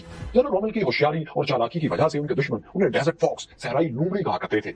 तो अब यूं था कि जनरल रोमेल सैकड़ों टैंक्स के साथ लिबिया के रास्ते मिस्र में दाखिल हुए ताकि नहर सुएज पर कब्जा कर सके, इत्तेहादियों की, ब्रिटिश की सप्लाई लाइन काट सके। बरतानवी वज़ीर-ए-आज़म विंस्टन चर्चिल ने यह सूरत हाल देखी तो उन्होंने जनरल रोमेल के मुकाबले में अपना बेहतरीन जनरल मैदान में भेज दिया। ये थे general Bernard Montgomery. General Rommel और जनरल मॉन्टगोमरी के दरमियान फिर मिस्र के सहरा में तारीखी जंग the battle of Al Alamein लड़ी गई। इस जंग को सेकंड वर्ल्ड वॉर की एक और डिसाइसिव बैटल क्यों कहा जाता है? दो जनरल्स के टकराव का नतीजा क्या हुआ?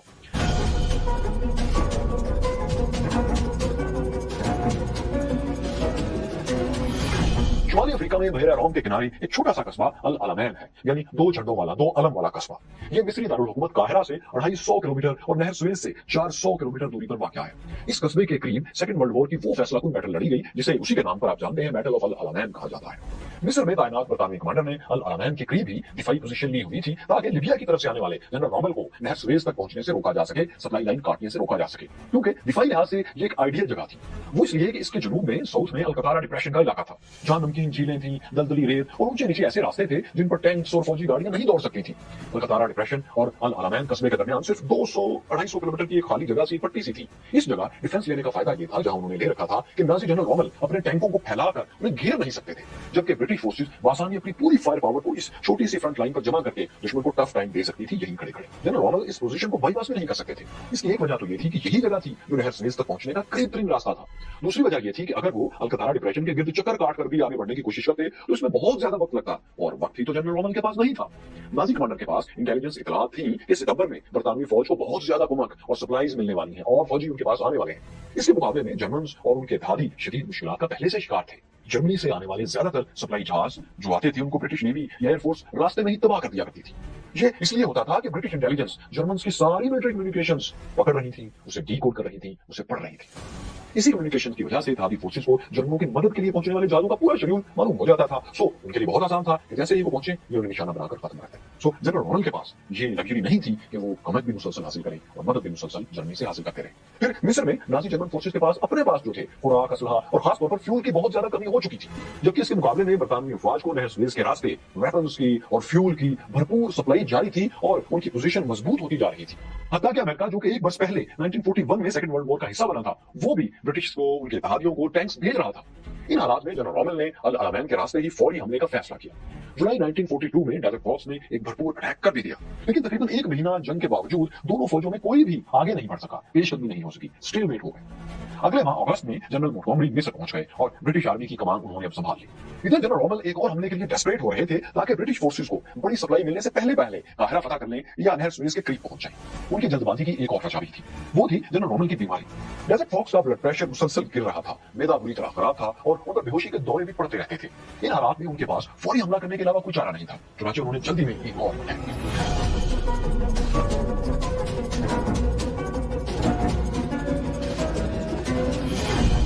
30 अगस्त को जनरल रोमेल की फोर्सेस ने अल अलामैन की फ्रंट लाइन पर जुनूब की तरफ से अल कतारा डिप्रेशन के करीब भरपूर हमला किया।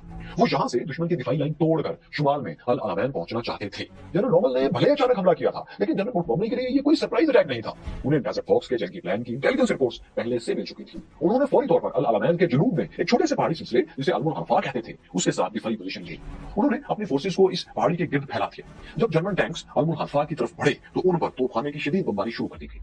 उधर ब्रिटिश रॉयल एयरफोर्स भी अपनी जमीनी फौज की मदद के लिए आन पहुंची और जर्मन टैंकों पर फिजा से शदीद बमबारी शुरू हो गई। अब सरहा में तो आप जानते हैं, ना दरख्त होते हैं, ना कोई जंगल, ना कोई ऐसी आड़ कि टैंक छुप सके, तो जर्मन टैंक्स रॉयल एयरफोर्स और तोपचियों के लिए तरन वाला साबित हुए। इसके मुकाबले में जनरल रोमेल को जर्मन तैयारों से जर्मनी से कोई खास मदद नहीं मिल रही थी, क्योंकि जर्मन तैयारे तादाद में पहले ही कम थे।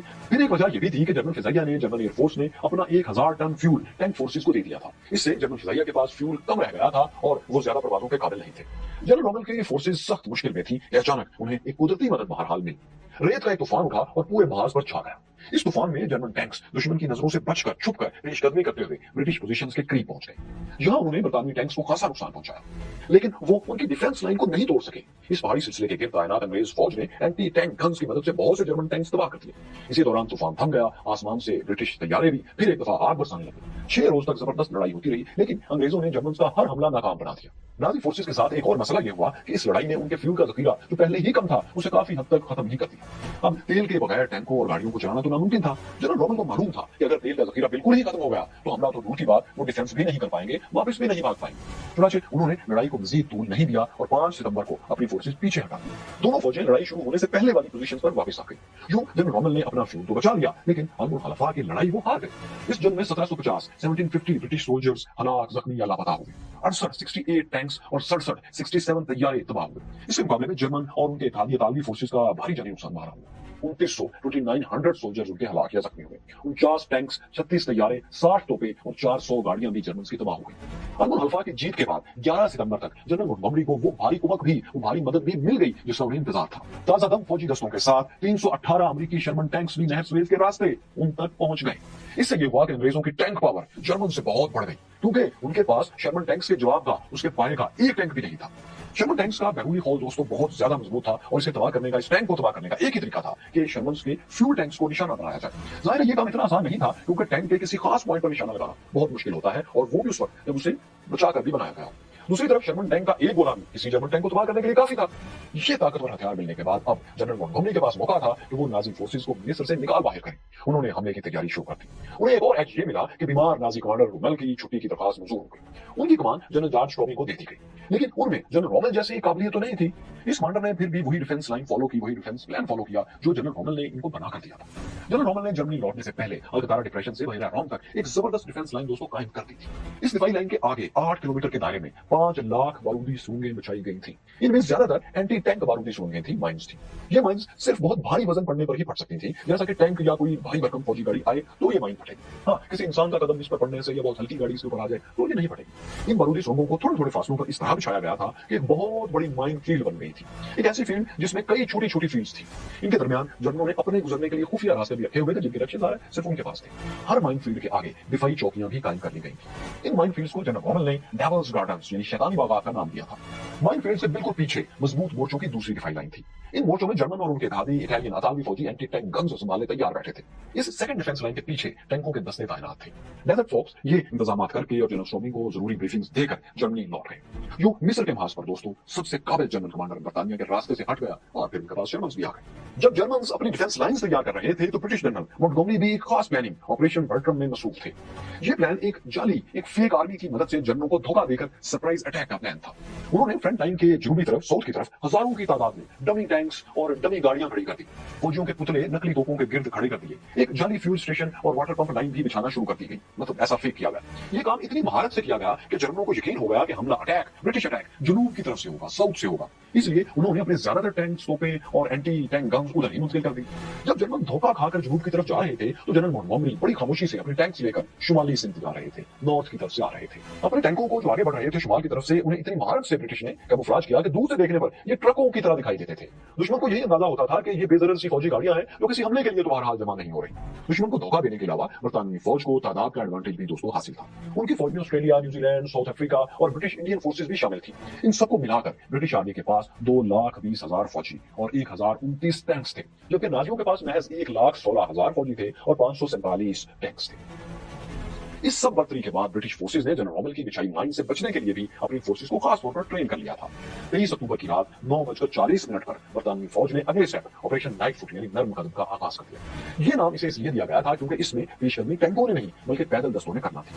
आप जान चुके हैं कि जर्मन्स ने जो माइन फील्ड बिछाई थी जनरल रोमेल ने, उसमें ज्यादातर एंटी टैंक माइन्स ही थी जो सिर्फ भारी वजन से ही फट सकती थी। इसीलिए इन्फेंट्री ने यानी ब्रिटिश की हल्की फुल्की लाइट फोर्स ने इस पर चलना था ताकि ज्यादा नुकसान ना हो। बड़ी भारी तोपों और टैंक्स यहाँ नहीं जा रहा था, ये उनकी प्लानिंग थी। तो ऑपरेशन नाइट फुट का नाम इसीलिए रखा गया कि जरा हल्का कदम रखा जाएगा। इस ऑपरेशन से पहले 800 से ज्यादा तोपों ने जर्मन पोजीशंस पर गोलाबारी भी शुरू कर दी। इस बमबारी के शोर में पैदल दस्ते माइनफील्ड्स यानी डेविल्स गार्डन्स में दाखिल हो गए और दुश्मन की सेकंड डिफेंस लाइन की तरफ बढ़ने लगे। उन्होंने इस दिफाई लकीर से, डिफेंस लाइन से एंटी टैंक गन्स का सफाया करना था। इन्फेंट्री के पीछे माइंस साफ करने वाला अमला था जिसने टैंकों और फौजी गाड़ियों के लिए रास्ता साफ करना था, यानी माइंस साफ करनी थी। ये जनरल मोंटगोमरी का प्लान था शुरू में, तो ये कामयाब रहा। इन्फेंट्री ने माइंस से बहुत कम नुकसान उठाया और उन्होंने डेविल्स गार्डन में कई जगहों पर जर्मन हिफाजती चौकियों का भी सफाया कर दिया। इस दौरान माइन फील्ड के पीछे सेकंड डिफेंस लाइन में बैठी जर्मन फोर्सेस होशियार हो चुकी थी। उन्होंने तोपखाने और मशीन गन से फायर खोल दिया। देखते ही देखते सैकड़ों बरतानवी पैदल फौजी, इन्फेंट्री जो आई थी, वो उनके सोल्जर्स मरने लगे, ढेर हो गए। शदीद फायरिंग और अंधेरे की वजह से बहुत से सिपाही अपने साथियों से भी पिछड़ गए। कई दस्तों ने अपने जवानों को इकट्ठा रखने के लिए बैक पाइप्स भी बजाए, जोर जोर से बजाए, शोर किया, फिर भी ज्यादातर फौजी मुंतशिर ही रहे। उनके पीछे आने वाले टैंक्स भी शदीद मुश्किलात का शिकार हो गए। वो इस तरह के माइन साफ करने वालों ने जो रास्ते क्लियर किए थे वो बहुत ही तंग थे। इन तंग रास्तों पर सैकड़ों ब्रिटिश टैंक्स आगे पीछे कतार में चल रहे थे। एक टैंक भी तबाह हो जाता तो उसके पीछे पूरी जंगी मशीनरी रुक जाती। तो इस टैंकर जैम ने, इस टैंकर्स के ट्रैफिक जैम ने जर्मन तोपचियों का काम आसान कर दिया। उन्होंने ताक ताक कर निशाने लगाए और ट्रैफिक में फंसे बेशुमार टैंकों और गाड़ियों को मिलियामेट कर दिया। सुबह तक जनरल रोमेल की बिछाई हुई माइनफील्ड बरतानवी टैंकों का कब्रिस्तान बन चुकी थी। सिर्फ इन्फेंट्री के चंद दस्ते ही जर्मन डिफेंस लाइन तक पहुंच पाए थे, लेकिन उन्हें भी जर्मन ने पीछे धकेल दिया था। ऑपरेशन लाइट फुट बुरी तरह नाकाम रहा था। बरतानवी पसपा होकर पीछे हट चुके थे। जर्मनों की इस फतह के मौके पर उन्हें एक और मोरल बूस्टिंग खबर मिली। जनरल रोमेल जो बीमारी की छुट्टी पर थे, वो हिटलर के हुक्म पर मिस्र के महाज पर यानी इसी जगह वापस आ गए। इससे जर्मनों का मोरल तो कुछ बुलंद हुआ, लेकिन दोनों फौजों में जो ताकत का फर्क था वो वैसा का वैसा ही रहा। जनरल मोंटगोमरी के पास अब भी ज्यादा सिपाही थे, ज्यादा और बेहतर हथियार थे। अब वो दूसरे हमले की तैयारी कर रहे थे। जनरल मोंटगोमरी ने लाइट फुट के चंद ही रोज बाद ऑपरेशन सुपरचार्ज के नाम से दूसरा अटैक किया। अपने इस बुनियादी अटैक से तवज्जो हटाने के लिए, जनरल रोमेल की तवज्जो किसी और तरफ करने के लिए बर्तानिया की इत्तेहादी ऑस्ट्रेलियाई फोर्सेज ने महीना रोम के करीब जर्मन दिफाई लाइन जो थी एक उस पर हमला कर दिया। जनरल रोमेल ने फौरी तौर पर अपने ज्यादातर टैंकों को उन फोर्सेज की मदद के लिए भेज दिया, हत्ता कि वो खुद भी इसी महाज के करीब एक मस्जिद में मुंतकिल हो गए और उसे अपना आर्जी हेडक्वार्टर बना लिया। वो समझ रहे थे कि बड़ा बरतानी हमला, दूसरा बरतानी हमला इस वक्त इसी तरफ से होगा, लेकिन ये उनकी सबसे बड़ी गलती साबित हुआ। जनरल मोंटगोमरी उन्हें धोखा देने में कामयाब रहे थे। उन्होंने फौरी तौर पर उसी साइड से हमला कर दिया जहां से पहले ऑपरेशन लाइट फुट किया गया था। इस मतलब जनरल मोंटगोमरी ने अपने अफसरों को एक बात साफ साफ कह दी थी, वो ये कि किसी सूरत पीछे नहीं हटना, चाहे पूरी फोर्स खत्म हो जाए। यानी ये एक डू और डाई, मरो या करो वाला मिशन था। इसमें नाकामी या पीछे हटने, रिट्रीट की गुंजाइश ही खत्म कर दी गई थी। इस हमले में एक बार फिर ब्रिटिश इन्फेंट्री के दस्ते आगे बढ़े और जर्मन के होशियार होने से पहले पहले माइनफील्ड्स क्रॉस करके दुश्मन के बिल्कुल सामने पोजीशन लेकर बैठ गए। इस दौरान उनका नाजी फोर्सेस से फायरिंग का तबादला भी हुआ, लेकिन वो अपनी जगह डटे रहे और जमीन पर ही पोजीशंस लेकर जवाबी फायरिंग करते रहे। उन्हें अपने टैंकों का इंतजार था कि वो आगे आए और एंटी टैंक गन्स वाले मोर्चों को तबाह करें। ब्रिटिश इन्फेंट्री के पीछे माइंस को साफ करके टैंकों के लिए नए रास्ते बनाए जा रहे थे, लेकिन टैंकों को इन रास्तों पर पोजीशन लेते लेते सुबह हो गई। मतलब जर्मनों को अब ब्रिटिश टैंक साफ नजर आने लगे। जर्मन तोपखाने और एंटी टैंक गन्स उन पर आग बरसाने लगी। अगली सफों में मौजूद तकरीबन सभी टैंक तबाह हो गए, जिसके बाद उनके पीछे दूसरे टैंक आ गए। इनके साथ ब्रिटिश इन्फेंट्री ने भी हमला शुरू कर दिया जर्मन पर। उनकी फायरिंग से जर्मन फौजी अपने मोर्चों ही में ढेर होने लगे। नाजियों का असला भी तेजी से खत्म हो रहा था। जनरल रोमेल ने डेस्परेट होकर अपने बचे कुचे टैंक्स इसी महाज पर आगे भेजे, लेकिन बरतानवी टैंक तादाद में बहुत ज्यादा थे। उन्होंने दुश्मन टैंक्स को मार मार कर भगा दिया। हजारों जर्मन और उनके इत्तेहादी इतालवी फौजी जान बचाने के लिए अब हथियार डालना शुरू हो गए। 2 नवंबर को डेजर्ट फॉक्स ने हिटलर से रिट्रीट की, पीछे हटने की इजाजत मांगी।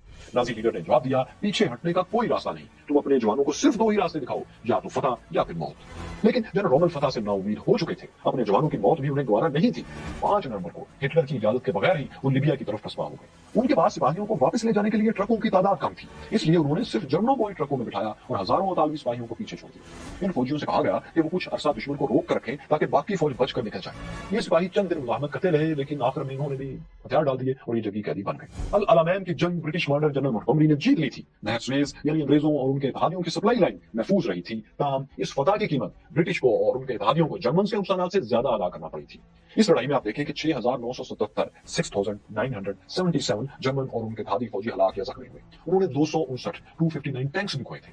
इसके मुकाबले में 13,560 फौजी हलाक, जख्मी या लापता हुए ब्रिटिश और उनके इत्तेहादियों में, जबकि 332 टैंक्स भी उनके तबाह हुए। अल अलामैन की लड़ाई बर्तानिया की फैसलाकुन जीत थी, जिसने सेकंड वर्ल्ड वॉर का रुख भी मोड़ दिया। वो इस तरह के जनरल मोंटगोमरी जनरल रोमल के ताकुब में लिबिया में दाखिल हो गए। जल्दी उन्होंने लिबिया पर भी कब्जा कर लिया और जनरल रोमल यूरोस की तरफ पसपा हो गए। यूरोस में पहले से मौजूद नाजी फोर्सेज भी उनकी कमान में आ गई। इस तरह उनकी फोर्सेज की तादाद कुछ बढ़ गई, लेकिन ये इजाफा बहुत ज्यादा नहीं था। इस दौरान जनरल मोंटगोमरी को भी उनसे कहीं ज्यादा कुव्वत मिल रही थी, मदद मिल रही थी। इत्तेहादी बहरी जहाज हजारों बरतानवी और अमेरिकी फौजियों को अल्जीरिया और मोरक्को के साहिलों पर उतार रहे थे। इन फोर्सेज ने यहाँ लैंड करते ही इन दोनों मुल्कों पर कब्जा कर लिया। फिर जनरल मोंटगोमरी और नई इत्तेहादी फोर्सेस ट्यूनिस में दाखिल हो गई और डेजर्ट फॉक्स का शिकार शुरू हो गया। लेकिन ये सहराई लूमड़ी दोस्तों फिर भी उनके हाथ नहीं आई। मार्च 1943 में जनरल रोमल ने मुसलसल शिकस्तों से मायूस होकर कमान छोड़ दी और जर्मनी लौट गए।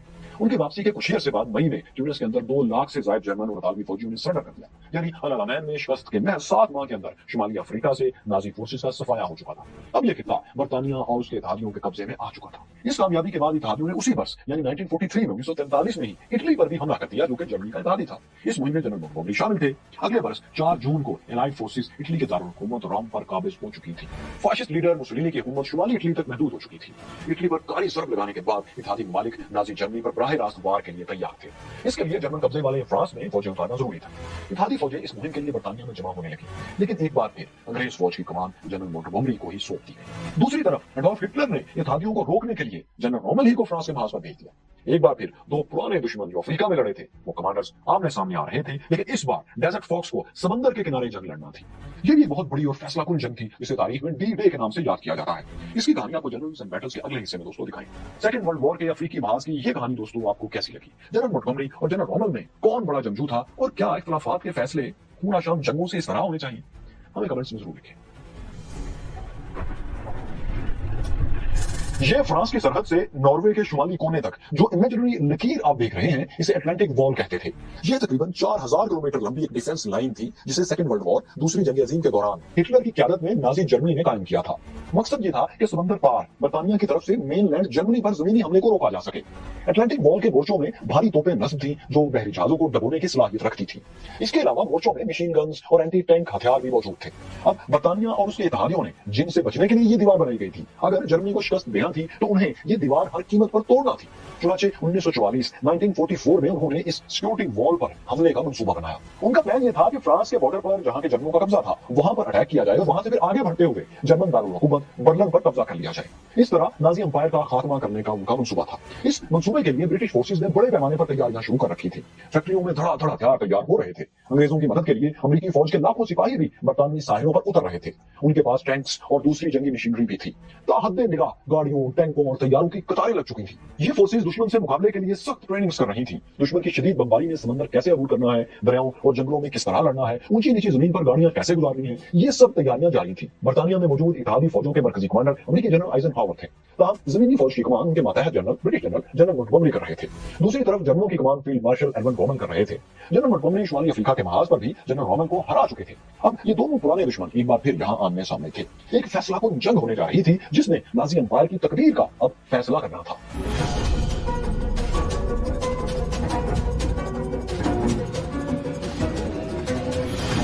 मर्क्यूरस फैलोज, जिस वक्त की ये बात है तब फ्रांस पर जर्मनों का कब्जा हो चुका था। जनरल रोमल ने इसी कब्जे वाले फ्रांस में पहुंचकर जर्मन फौज की कमान संभाल ली। अब जनरल रोमल के सामने सिर्फ और सिर्फ एक मिशन था कि फ्रांस के साहिल पर उतरती बरतानवी और इत्तेहादी फोर्सेज को किसी सूरत उतरने न दिया जाए और फिर जर्मनी तक ना पहुंचने दिया जाए। यानी अगर वो यहाँ उतरते हैं तो जहां जनरल रोमल थे। बरतानवी और अमेरिकी फोर्सेज की तैयारियों के बारे में उन्हें पूरी इंटेलिजेंस मालूमात मिल रही थी। वो समझ चुके थे कि इत्तेहादी ताकतें किसी भी वक्त अटलांटिक वॉल पर हमला कर देंगी। इसी दौरान जब उन्होंने दिफाई लाइन के हिफाजती इंतजाम का जायजा लिया तो वो बहुत मायूस हुए। हिफाजती दीवार में कई जगहों पर तो वाकई बहुत मजबूत दिफा था, लेकिन बहुत सी जगहें या तो खाली थी या फिर वहां हल्के हथियार नस्ब थे। उन्होंने फौरी तौर पर मजीद इंतजाम शुरू कर दिए। उनके ऑर्डर्स पर दिफाई लाइन के सामने समंदर और साहली रेत में लाखों माइंस बिछा दी गई। साहिलों पर जगह जगह लोहे के भारी क्रॉस एक्स की शक्ल की भारी लोहे की रुकावटें खड़ी कर दी गई। ये इसलिए कि समंदर की लहरें जब ऊपर को चढ़ाती हैं और साहिल तक आ जाती हैं तो ये रुकावटें पानी के अंदर छुप जाती थी। अगर ऐसे में कोई बहरी जहाज या कश्ती साहिल के करीब पहुंचती है तो जाहिर है ये रुकावटें जहाज के पैदे को चीर फाड़ कर उसे बेकार कर देंगी। इन रुकावटों में से कुछ के साथ बम भी बांधे गए थे ताकि कश्ती में सवार फौजी भी मारे जाएं। इसके अलावा दरख्तों के तने काटकर उन्हें साहिलों पर जगह जगह नस्ब कर दिया गया था। इन तनों को तारों से आपस में बांध दिया गया था और कुछ जगहों पर बम भी नस्ब कर दिए गए थे। तारों की मामूली सी हरकत से भी ये बम फट सकते थे। तारों के इस जाल को खास तौर पर पैदल फौज को रोकने के लिए तैयार किया गया था। इसके अलावा अटलांटिक वॉल के पीछे फ्रांसीसी मेन लैंड पर भी इसी तरह के ट्रैप्स तैयार किए गए थे। जनरल रॉमल के हुक्म पर कई मैदानों में पानी छोड़कर उन्हें तालाबों और दलदलों में तब्दील कर दिया गया था।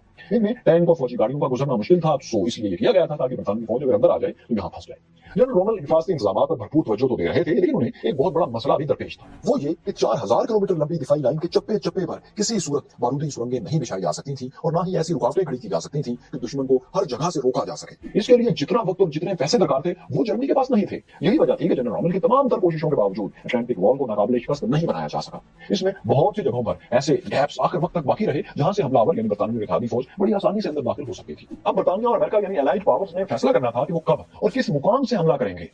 अब यूं था दोस्तों कि इत्तेहादी ताकतों ने अपने मंसूबे के तहत हमले का मुकाम चुन लिया था। ये दो दरियाओं के दरमियान का साहिली इलाका नॉर्मंडी था। स्ट्रेटेजिकली ये इलाका हमले के लिए आइडियल जगह थी।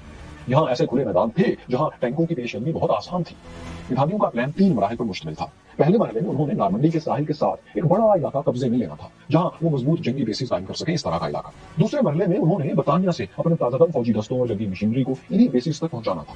इसके बाद तीसरे मरहले में उन्होंने पूरी ताकत से पेरिस की तरफ पेशकदमी करके इसे जर्मन कब्जे से आजाद करवाना था। इसके बाद फिर वर्नन की तरफ यानी जर्मनी के मरकज की तरफ पेशकदमी का कहना था। एलाइड कमांडर्स ने पहले मरहले के लिए 5 जून 1944, 5 जून 1944 का दिन मुंतखब किया था।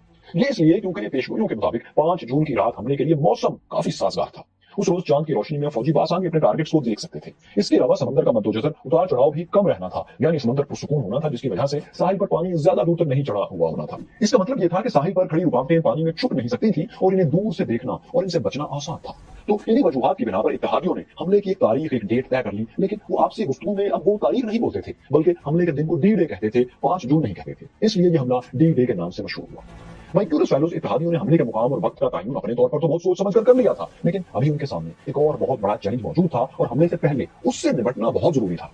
ये चैलेंज था जर्मन टैंक फोर्सेस। ये फोर्सेस अटलांटिक वॉल के बिल्कुल पीछे मुख्तलिफ जगहों पर तैनात थी। इन टैंक फोर्सेस को रिजर्व में रखा गया था कि अगर दुश्मन इस हिफाजती दीवार को तोड़कर आगे आने भी लगे तो ये टैंक फोर्सेस उसे फिर पीछे को धकेल दे। हमले की कामयाबी के लिए जरूरी था कि जिस वक्त इत्तेहादी फोर्सेस नॉर्मंडी में लैंड करें तो ज्यादातर जर्मन टैंक वहां मौजूद ना हो। वो इतनी ताखीर से नॉर्मंडी यानी इस महाजे जंग पर पहुंचे कि अमेरिकी और बरतानवी फौजी फ्रांसीसी सरजमीन पर कब्जा जमा चुके हों। इस चैलेंज का जवाब था ऑपरेशन फोर्टिट्यूड। ये क्या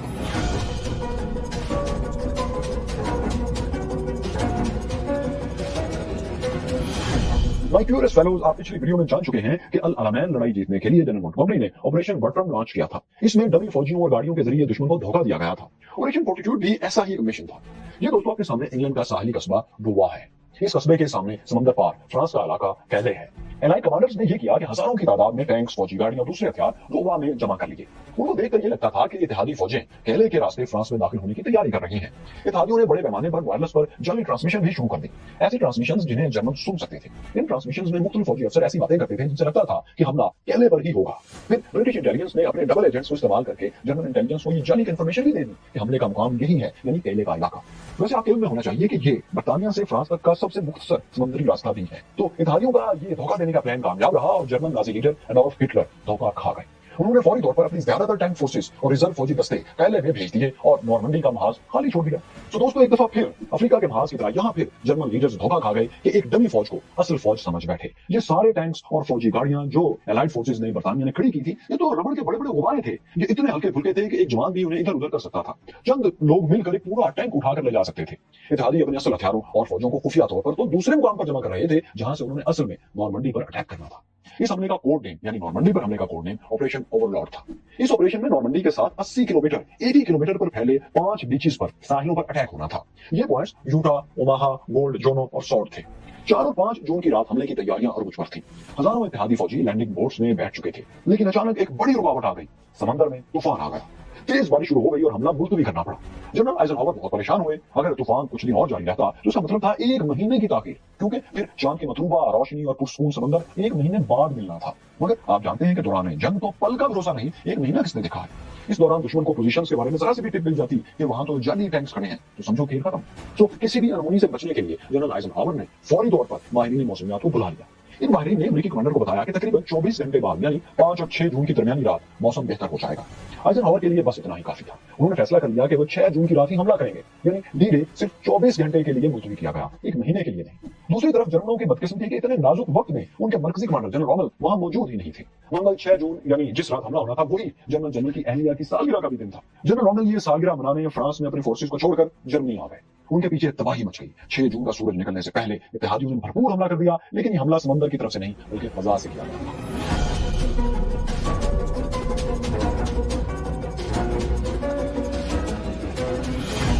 ऑपरेशन ओवरलॉर्ड की प्लानिंग का एक अहम हिस्सा था नॉर्मंडी में अटलांटिक वॉल के पीछे मौजूद अहम पुलों पर कब्जा या उन्हें तबाह करना। साहिलों पर हमले से पहले इत्तेहादी तैयारों ने अटलांटिक वॉल के पीछे 2 फौजों को उतारना शुरू कर दिया। इनमें एक बरतानवी फौज थी और दूसरी अमेरिकी फौज। एक ग्रेन बरतानवी फौज को फ्रांसीसी कस्बे कान से कुछ दूरी पर उतारा गया। इन फौजियों के पास लैंडिंग के लिए मिलिट्री जहानत का एक शाहकार था। एक हेलीकॉप्टर या जहाज नुमा एक डिजाइन तैयार किया गया जिसे हॉर्स ग्लाइडर कहते थे। ये हादसा ग्लाइडर पैराशूट से बहुत बेहतर था। पैराशूट के जरिए फौजी उतारने में ये मसला ये होता था, एक तो फौजी ताखीर से जमीन पर पहुंचते थे, दूसरा ये कि दूर तक बिखर जाते थे, फिर इन सबको इकट्ठा होने और कोई एक्शन करने में बहुत देर लगती थी। इससे बचने के लिए अंग्रेजों ने हॉर्स ग्लाइडर तैयार किया था। ये बिल्कुल तैयारी की तरह नजर आता था, लेकिन तैयारा था नहीं। इसे एक रस्सी से बांधकर किसी ट्रांसपोर्ट तैयारी के साथ लटका दिया जाता था। ये तैयारी के पीछे फिर यूं उड़ता था जैसे आप डोर से पतंग उड़ा रहे हो। इसमें बहुत से फौजी बैठ भी सकते थे। ये ग्लाइडर्स एक ही जगह करीब करीब लैंड भी कर सकते थे। यूं सारी फोर्सेस इकट्ठी रहती थी और फौरी तौर पर उन्हें अपना टारगेट अचीव करने में आसानी होती थी। अब कान कस्बे के करीब इन्हीं हॉर्स ग्लाइडर्स के जरिए बरतानवी फौजी अटलांटिक वॉल के पीछे उतार दिए गए। ग्लाइडर्स से लैंडिंग में सिर्फ ये मुश्किल पेश आई कि ये जमीन पर उतरकर कुछ दूर तक फिसल जाते थे, तवाज़ुन बरकरार नहीं रख पाते थे। इसमें कुछ ग्लाइडर्स टूट फूट का भी शिकार हुए और कुछ फौजी जख्मी भी हुए। तमाम ज्यादातर ग्लाइडर्स कामयाबी से लैंड कर पाए। बरतानवी फौजी इनसे निकले और वहां मौजूद एक दरिया और एक नहर पर मौजूद पुल पर काबिज हो गए और यही उनका वहां का मिशन था। इत्तेहादी फोर्सेस का दूसरा हिस्सा यानी अमेरिकी फौज 2 डिवीजन पर मुश्तमिल थी। इन्हें यूटा बीच के पार उतारा गया जहां इन्होंने कुछ सड़कों और रेलवे के पुलों को तबाह करना था। लेकिन इस फौज के पास हॉर्स ग्लाइडर्स नहीं थे, सिर्फ पैराशूट्स थे। काम इससे पहले कि ये पैराट्रूपर्स जहाज से नीचे कूदते, जर्मन तैयारा शिकन तोपों ने इनके जहाजों पर ही अंधाधुंध फायर खोल दिया। फायरिंग से बचने के लिए ये तैयारे बिखर गए और अपने टारगेट्स से दूर हो गए। अमेरिकी फौजी अफरा-तफरी में जहाजों से बहरहाल कूदने लग गए, लेकिन नीचे से मौत अब उनकी तरफ लपक रही थी। जर्मन तैयारा शिकन तोपें और मशीन गन्स इन्हें मुसलसल निशाना बना रही थी। दर्जनों अमेरिकी फौजी जमीन पर उतरने से पहले ही मौत के घाट उतर गए। बहुत से अपने पैराशूट्स के साथ दरख्तों में फंस गए और जर्मन स्नाइपर्स की गोलियों का निशाना बन गए। कई पैराट्रूपर्स जनरल रॉमल के तैयार करदा तालाबों में गिरे और अपने भारी साजो सामान के बायस उसी में डूबकर हलाक हो गए। इस दौरान अमेरिकी तैयारों ने डमी पैराट्रूपर्स भी गिराए, जिन्होंने जर्मनों का ध्यान काफी देर तक भटकाए रखा। लेकिन इसके बावजूद बमुश्किल 3000 अमेरिकी जवान ही फौरी तौर पर एक जगह इकट्ठे हो सके और उन्होंने अपने टारगेट्स को अचीव करने की कोशिशें शुरू की। बाकी सब इधर उधर बिखर गए, जिन्हें फिर जमा होते हुए काफी वक्त लगा। इधर ये अमेरिकन और ब्रिटिश सोल्जर्स अटलांटिक वॉल के पीछे दुश्मन से लड़ रहे थे, दूसरी तरफ मिल गई सामने समुद्र से भी ज्यादा फौजी दस्तों के साथ 2,500 टैंक्स भी के रास्ते के दरमियान मौजूद समझ गए। इससे ये मुश्किल अंग्रेजों के 5,000 जहाजों का हाथ बढ़ गया। 650 जहाजों पर टैंक से जवाब था। इन जहाजों ने अपनी तोपों से नॉर्मंडी के साहिल के साथ साथ जर्मन मोर्चों पर शदीद बमबारी शुरू कर दी। फजा से भी 2000 इत्तेहादी तैयारे जर्मनों पर बम बरसाने लगे। बमबारी का यह सिलसिला 4.5 घंटे तक जारी रहा। इसके बाद तैयारे और शिप्स पीछे हट गए और सिपाहियों से लदी लैंडिंग बोट्स आगे आने लगी। इन बोट्स पर अमेरिकी, बरतानवी और कैनेडियन फौजी सवार थे। यूटा और ओमाहा बीच पर अमेरिकी फौजी हमला कर रहे थे। गोल्ड और सॉल्ट बीचेस पर बरतानवी दस्तों का अटैक होना था, जबकि कैनेडियन फोर्सेस ने जोनो बीच को निशाना बनाना था। सुबह 6:30 बजे पहली बोट्स साहिल पर पहुंचने लगी। उनके अगले दरवाजे खुले और अंदर ठूसे हुए फौजी कमर तक गहरे पानी में उतरे और मौजों से लड़ते हुए साहिल की तरफ बढ़ने लगे। उनके सामने जर्मन मोर्चों की कतारें थी, जिनमें बैठे फौजी शौक थे। उन्हें हैरत का शदीद झटका लगा था, क्योंकि इस महाज पर इतनी बड़ी जमीनी फौज की आमद की ना तो उन्हें तवक्को थी और ना उनकी तैयारी थी। ये हमला तो जर्मनों के नजदीक कैले के इलाके में होना था। बहरहाल हैरत के झटके से संभलते ही उन्होंने अपनी जान बचाने के लिए और जंग करने के लिए मशीन गन्स के मुंह खोल दिए। गोलियों की बारिश में एक एक करके इत्तेहादी फौजी ढेर होने लगे। बहुत से इत्तेहादी फौजी जान बचाने के लिए साहिल पर खड़ी रुकावटों के पीछे छुपे। जो आगे बढ़ता वो फौरन मारा जाता। कई फौजी बारूदी सुरंगों की नजर भी हो गए। फौजी जवान अपने सामने अपने साथियों की लाशें गिरते देख रहे थे। जख्मियों की चीखों पुकार, फायरिंग और धमाकों से एक हशर बर्पा हो चुका था। इधर नॉर्मंडी का साहिल मैदान जंग बना हुआ था। उधर मौके पर मौजूद जर्मन कमांडर्स चीख चीख कर हेडक्वार्टर से मदद मांग रहे थे। वायरलेस पर धड़ाधड़ पैगाम भेजे जा रहे थे कि मदद करो, जल्दी टैंक्स भेजो, दुश्मन ने यहां हमला कर दिया है, इट्स इमरजेंसी। लेकिन इन डेस्परेट मैसेजेस का जर्मन हाई कमांड पर बर्लिन में कोई असर नहीं हो रहा था। टैंक फोर्सेस को नॉर्मंडी से बहुत दूर केले में भेजा जा चुका था, जहां के हमले का खतरा था, जहां बरतानिया ने धोखा दिया था। फिर हिटलर ने ये हुक्म भी दे रखा था कि उनकी मर्जी के बगैर कोई टैंक फोर्स अपनी जगह से मूव नहीं करेगी, यानी ऑन ग्राउंड मौजूद कमांडर सब बेबस थे। हिटलर से इजाजत लेने के लिए बर्लिन से राब्ता इन्होंने किया तो वहां से हैरतअंगेज जवाब मिला, हिटलर सो रहे हैं और उन्हें जगाया नहीं जा सकता। दोस्तों, ये बहुत ही बड़ा ब्लंडर था कि जंग शुरू हो चुकी थी, हमला हो गया था और हिटलर सो रहे थे, जनरल रॉबर्ट बेगम की सालगिरह मना रहे थे। अटलांटिक वॉल के जर्मन डिफेंडर्स आम सोल्जर्स के पास ना लीडरशिप थी, ना रीइंफोर्समेंट थी और ना ही ज्यादा मिकदार में असलहा था। उनके पास जो मशीन गन्स थी, उनकी नालें, उनकी बैरल्स मुसलसल फायरिंग से गर्म होकर पिघलने लगी थी। इन मशीन गन से वो बहुत देर तक दुश्मन को नहीं रोक सकते थे। इन हालात में मुकाबला नामुमकिन था, मगर जर्मन सिपाहियों ने बड़ी जुर्रत से लड़ाई जारी रखी। उन्होंने इत्तेहादी पैदल दस्तों की पेशकदमी बड़ी हद तक नामुमकिन बना दी, लेकिन एलाइड कमांडर्स के पास इसका भी हल मौजूद था। ये हल था डिप्लेक्स ड्राइव या डीडी टैंक्स, जिनका निकनेम था डोनाल्ड डक। ये M4 शर्मन टैंक्स थे, जिनमें कुछ तब्दीली करके इन्हें समंदर में तैरने के काबिल बना दिया गया था। इनके गिर्द रबड़ का मोटा कवर लगा दिया जाता था। ये टैंक के लिए लाइफ जैकेट का काम देता था, ये रबड़ का कवर, और इस कवर में हवा जब भरती थी तो ये फूल कर टैंक को पानी के ऊपर सहारा दे देता था। फिर हर टैंक के पीछे कश्ती की तरह 2 प्रोपेलर्स लगाए जाते थे, जिनकी मदद से टैंक को आगे मूव किया जा सकता था। तो इत्तेहादियों ने जब इन्फेंट्री को नाकाम होते देखा तो यही फ्लोटिंग टैंक्स डीडी पानी में उतार दिए। ये टैंक समंदर में तैरते हुए जब जर्मन पोजीशंस की तरफ बढ़े तो वहां बैठे फौजियों की हिम्मत जवाब देने लगी। उनके पास एंटी टैंक वेपन्स ना होने के बराबर थे, क्योंकि साहिल से टैंकों की आमद तो उनके महबूबान में थी ही नहीं। चुनाचे वो अपनी पोजीशन से छोड़कर भागने या हथियार डालना शुरू हो गए। टैंकों की मदद से बरतानवी फौज ने गोल्ड और साल्ट बीचेस पर बड़ी आसानी से कब्जा कर लिया। यूटा बीच अमेरिकियों के कब्जे में चला गया। दोनों बीच पर कैनेडियन फोर्सेस को शुरू में मुश्किलात का सामना करना पड़ा। इसकी वजह यह थी कि इस जगह समंदर में खिलाफ तवक्को तूगियानी आ गई थी। समंदर का पानी साहिल पर दूर तक चढ़ गया था और वहां खड़ी रुकावटें नजरों से ओझल हो गई थी। इन रुकावटों से टकराकर कई कश्तियां तबाह हो गई। फिर भी कैनेडियन फौजी बहादुरी से लड़े और आखिर में जोनो बीच पर काबिज हो गए। इस दौरान साहिल पर लड़ने वाली फोर्सेस को नेवल फोर्सेस से मदद भी बहरहाल मिलती रही। नेवल शिप्स और डीडी टैंकों की मदद से 4 बीचेस तो इत्तेहादियों के कंट्रोल में अब आ चुके थे, लेकिन 5वें बीच ओमाहा में अमेरिकी फौजी पेशकदमी करने में नाकाम हो रहे थे। जर्मनों की मुजाहिमत इतनी शदीद थी कि एक मौके पर तो अमेरिकी कमांडर सोचने लगे कि या तो पीछे हटा जाए या फिर दूसरे साहिलों से बरतानवी फौज को मदद के लिए बुला लिया जाए। अब यूं था कि पीछे हटना तो कोई ऑप्शन नहीं था, क्योंकि इस तरह ऑपरेशन ओवरलॉर्ड की कामयाबी खतरे में पड़ जाती। सो अमेरिकी कमांडर्स ने नेवी को मदद के लिए बुला लिया। एक अमेरिकी जहाज साहिल के करीब आया और तोपों से अहम जर्मन पोजीशंस को उसने तबाह कर दिया। इसके बाद अमेरिकियों ने ओमाहा बीच पर भी अपना परचम लहरा दिया। उधर दोस्तों, ये बीचेस इत्तेहादी कब्जे में जा रहे थे तो दूसरी तरफ हिटलर को सुबह 10 बजे बेदार करके ये इत्तला दे दी गई कि हमला नॉर्मंडी पर हुआ है और बहुत शिद्दत से हुआ है। लेकिन हिटलर ने इस खबर पर यकीन ही नहीं किया। वो कई घंटों तक तो यही समझते रहे कि ये अटैक एक धोखा है, असल हमला तो किले में ही होगा। लेकिन आप जानते हैं, वो तो इत्तेहादियों ने उन्हें धोखा दिया था और वो धोखा खा गए थे। बहरहाल कुछ देर बाद हिटलर के औसान बहाल हुए और उन्हें यह एहसास हो गया कि उन्हें बेवकूफ वाकई बना दिया गया है। चुनाचे टैंक फोर्सेस को फौरी तौर पर उन्होंने हुक्म दिया कि वो नॉर्मंडी पहुंचे। लेकिन तब तक कम से कम 8 घंटे की ताखीर हो चुकी थी और टैंक फोर्सेस को महाज तक पहुंचने के लिए कई दिन चाहिए थे। इत्तेहादी फौजी जर्मन टैंकों की अदम मौजूदगी का फायदा उठाकर तेजी से साहिली इलाके में अपने कदम जमाने लगी। 6 जून की शाम तक 1,56,000 इत्तेहादी फौजी साहिल पर लैंड कर चुके थे। 11 जून तक इत्तेहादी फौजें साहिल के साथ एक बड़े इलाके पर काबिज हो चुकी थी। 3,26,000 फौजी और 50,000 से ज्यादा टैंक्स और गाड़ियां वहां मौजूद थी। इतनी बड़ी फौज को अब साहिल से निकालना जर्मन टैंक फोर्स से बस की बात भी नहीं रही थी। इत्तेहादियों ने अपने कब्जे में आने वाले साहिलों पर मसनूई बंदरगाहें, फ्लोटिंग हार्बर्स तक बना ली थी। इन्हें मलबरी हार्बर्स कहा जाता था। बर्तानिया से फ्रांस तक समंदर में पाइपलाइंस बिछाकर तेल की सप्लाई लाइन भी शुरू कर दी गई थी। डी-डे की लड़ाई में 10,000 से ज्यादा इत्तेहादी फौजी हलाक और जख्मी हुए थे। लेकिन इस कुर्बानी का फायदा यह था कि अटलांटिक वॉल अब टूट गई थी और इत्तेहादियों के लिए पेरिस और बर्लिन का रास्ता खुल गया था। अब अपनी फोर्सेस की मदद के लिए जो जर्मन टैंक फोर्सेस नॉर्मंडी आ रही थी, उन पर अमेरिकी और बरतानी तैयारी शदीद बमबारी आसानी से कर रहे थे। बहुत दिनों तक शदीद नुकसान उठाकर जब जर्मन टैंक्स नॉर्मंडी पहुंचे, उनकी फोर्सेस पहुंची तो ये बहुत कमजोर हो चुकी थी। अब उनके पास अटैक की ऑप्शंस ही नहीं रही थी, इन्हें दिफाई जंग लड़ना थी। इस दौरान जनरल रॉमेल भी जर्मनी से फ्रांस लौट आए, तब उनकी आमद तक हालात बेकाबू हो गए थे। फिर भी जर्मन कमांडर ने नॉर्मंडी जाकर टैंक फोर्सेस की मदद से दुश्मन को रोकने की अपनी सी भरपूर कोशिश की। काम वो नाकाम रहे। इत्तेहादियों ने न सिर्फ ये कि नॉर्मंडी पर कब्जा कर लिया, बल्कि अगस्त 1944 में वो पेरिस तक जा पहुंचे और उस पर भी कब्जा कर लिया, यानी जर्मनों के कब्जे से उसे आजाद करवा लिया। लेकिन तब तक जनरल रॉमेल अपनी कमान से बरतरफ कर दिए गए थे, बल्कि अब उनकी जिंदगी भी खतरे में पड़ गई थी। दरअसल हुआ यह था कि 17 जुलाई को एक इत्तेहादी फिजाई हमले में जनरल रॉमेल शदीद जख्मी हुए। वो अस्पताल में थे कि 3 रोज बाद 20 जुलाई को हिटलर पर कातिलाना हमला हो गया। हमले की साजिश में कई जर्मन फौजी अफसर शामिल थे जो हिटलर को हटाकर इत्तेहादी ताकतों से सुलह करना चाहते थे।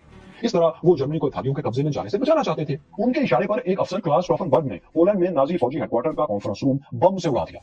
हिटलर इस कॉन्फ्रेंस रूम में मौजूद थे और उन्हें कुछ जख्म भी आए। उनका ट्राउजर भी बुरी तरह फट गया था, लेकिन वो जिंदा रहे। इस नाकाम हमले के फौरी बाद हिटलर ने धमाके की साजिश में मुलविस लोगों की गिरफ्तारियां शुरू कर दी। अगले रोज 21 जुलाई को बम धमाका करने वाले फौजी अफसर क्लास स्टॉफनबर्ग को फायरिंग स्क्वाड के सामने सजाए मौत दे दी गई। आने वाले दिनों में मजीद साजिशी लोग गिरफ्तार हुए। इनमें कम कम से कम 200 लोगों को मौत के घाट उतार दिया गया। साजिशों में जनरल रोमल का नाम भी लिया जाने लगा, हालांकि वो उस वक्त हॉस्पिटल में थे। लेकिन यह समझा गया कि साजिश की खिचड़ी जो बहुत पहले से पक रही थी उसमें जनरल रोमल भी शामिल थे। उनकी एक पुरानी तस्वीर भी दिखाई जाने लगी जिसमें वो साजिशी फौजी अफसरों के साथ एक मीटिंग में बैठे थे। अगरचे इस तस्वीर से यह जाहिर नहीं होता था कि वो किसी साजिश में शरीक हैं। ये एक फॉर्मल मीटिंग भी हो सकती थी क्योंकि साजिश में मुलविस लोग बहरहाल फौजी अफसर तो थे ही, लेकिन हिटलर को पक्का यकीन था कि जनरल रोमल उनकी हुकूमत का तख्ता उलटने की कोशिश में शामिल थे। चुनाचे उन्हें फौज की कमान से हटा दिया। कुछ अरसे बाद जब जनरल रोमल हॉस्पिटल से डिस्चार्ज होकर चलने फिरने के काबिल हो गए तो उन्हें इस मुबैना साजिशी हमले की सजा दी गई। हिटलर की हुकूमत ने उन्हें यह ऑप्शन दिया कि वो या तो खुदकुशी कर ले या फिर मुकदमात का सामना करके फायरिंग स्क्वाड के सामने मारे जाएं।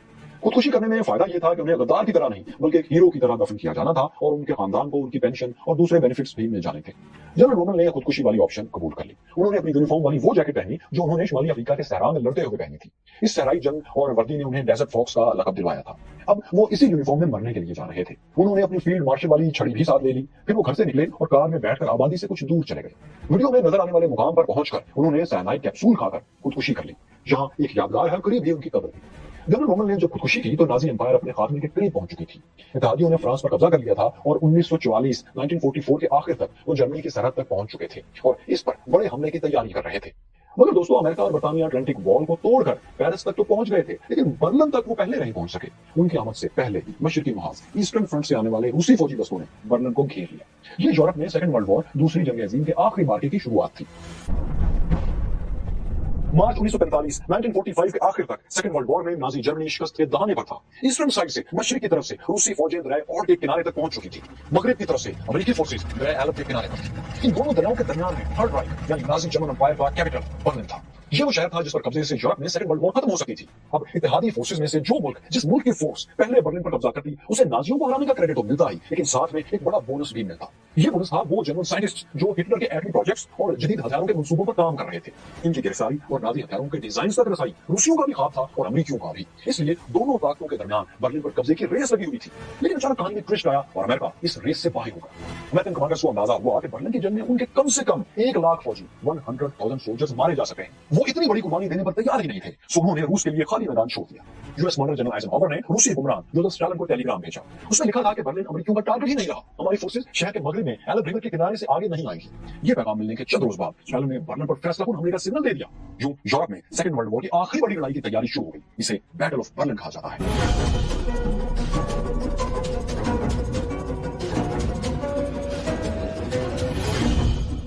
फेलोज अगर तादाद और ताकत के लिहाज से देखें तो बैटल ऑफ बर्लिन से पहले रूसियों को अपने जर्मन दुश्मनों पर बहुत ही ज्यादा बढ़तरी हासिल थी। रूसियों के पास 25 लाख के करीब फौज और 6000 से ज्यादा टैंक्स मौजूद थे। इसके अलावा उनके पास क्रोशा रॉकेट्स भी थे, जो आज भी लेबनान की अस्करी तंजीम हिजबुल्लाह का पसंदीदा हथियार है। इस रॉकेट के कुछ वर्जन 8 किलोमीटर या इससे ज्यादा दूरी तक मार कर सकते थे। यह तबाहकुन हथियार था और जर्मन इस रॉकेट से बहुत डरते थे। रशियंस के मुकाबले में जर्मन के पास महज 7,66,000 फौजी थे, जो दरिया ऑर्ड से बर्लिन तक फैले हुए थे। इनमें 3 लाख जवान दारुल हुकूमत में तैनात थे। बाकी 4,66,000 फौजी दरिया ऑर्ड के मगरबी किनारे पर रूसी फौज के सामने पोजीशंस लिए हुए थे। जर्मन फौज के पास सिर्फ 800 टैंक्स थे, यानी रूसियों के पास जर्मनों के 3 गुना से भी ज्यादा फौज और 7 गुना से भी ज्यादा टैंक्स थे। फिर जर्मनों के साथ सबसे बड़ा मसला यह था कि उनके पास फौज के लिए फ्यूल ना होने के बराबर रह गया था। इस वजह से वो ना तो अपने टैंकों को दुरुस्त तरीके से इस्तेमाल कर सकते थे और ना ही अपनी एयरफोर्स से कोई मौसर मदद ले सकते थे। दूसरी तरफ रूसी फौज को फ्यूल का कोई मसला ही नहीं था। न सिर्फ ये कि इनके पास टैंक्स पूरी तरह एक्टिव थे, फौज के बल्कि 7,311 अमेरिकी फौजी डायरेक्ट के लिए तैयार थे। रूसियों के पास हजारों टैंक इसलिए बाद में कि टैंक जर्मन पर जर्मन असलहे की शदीद कमी हो चुकी थी। पास शर्मा टैंक से जवाब और गोला बारूद के अलावा जर्मन फोर्सेस तजुर्बे के लिहाज से भी रूसियों से बहुत पीछे थी। ज्यादातर तजुर्बाकार जर्मन फौज सेकंड वर्ल्ड वॉर दूसरी जंग अज़ीम की मुख्तलिफ लड़ाइयों में मारी जा चुकी थी। उनकी जगह ना तजुर्बाकार और कमर ऐसे फौजियों ने ले ली थी जिनकी ट्रेनिंग भी बहुत कम थी। मिसाल के तौर पर दारुल हुकूमत बर्लिन में तैनात 3 लाख जर्मन फौजियों में से सिर्फ 50,000 तजुर्बाकार थे। बाकी फौजी पुलिस, एयरफोर्स, नाजी तंजीम, वॉफन एसएस या दीगर तंजीमों से भर्ती किए हुए लोग थे। इसके अलावा 16 से 60 वर्ष की उम्र के तमाम मर्दों को जंग के लिए तलब करके एक मिलिशिया फोर्स भी बना ली गई थी। इस मिलिशिया फोर्स को वर्कस्ट्रम कहा जाता था। इसमें वो लोग शामिल थे जिन्होंने इससे पहले कभी हथियार नहीं उठाए थे। जर्मन फौज में वो नॉर्वेजियन, फ्रांसीसी और दूसरे यूरोपियन भी शामिल थे जो कम्युनिज्म के खिलाफ थे। उनका ख्याल था कि रूसियों ने अगर नाजी जर्मनी को हरा दिया तो यूरोप पर कम्युनिज्म का गलबा हो जाएगा। इसलिए वो नाजियों के साथ मिलकर रूसियों से लड़ रहे थे क्योंकि रूसी कम्युनिस्ट थे। लेकिन उनकी तादाद भी दोस्तों बस आटे में नमक के बराबर थी। वो जर्मनों की कम मैन पावर का मसला हल नहीं कर सकते थे। नाजियों के लिए तादाद और सप्लाईज की कमी से भी बड़ा मसला था लीडरशिप का।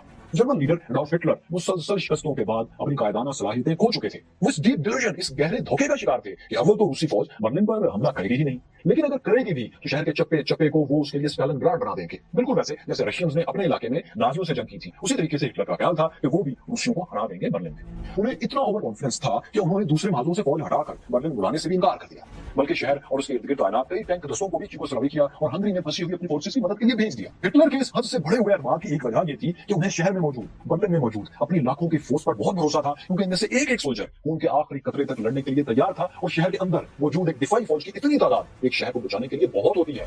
तो दोस्तों, इसी तरह 16 अप्रैल 1945 का दिन भी आ गया और रूसी फौज ने पूरी ताकत से बर्लिन पर धावा बोल दिया। ये एक तारीखी मगर इंतहाई खूनरेज जंग का आगाज था।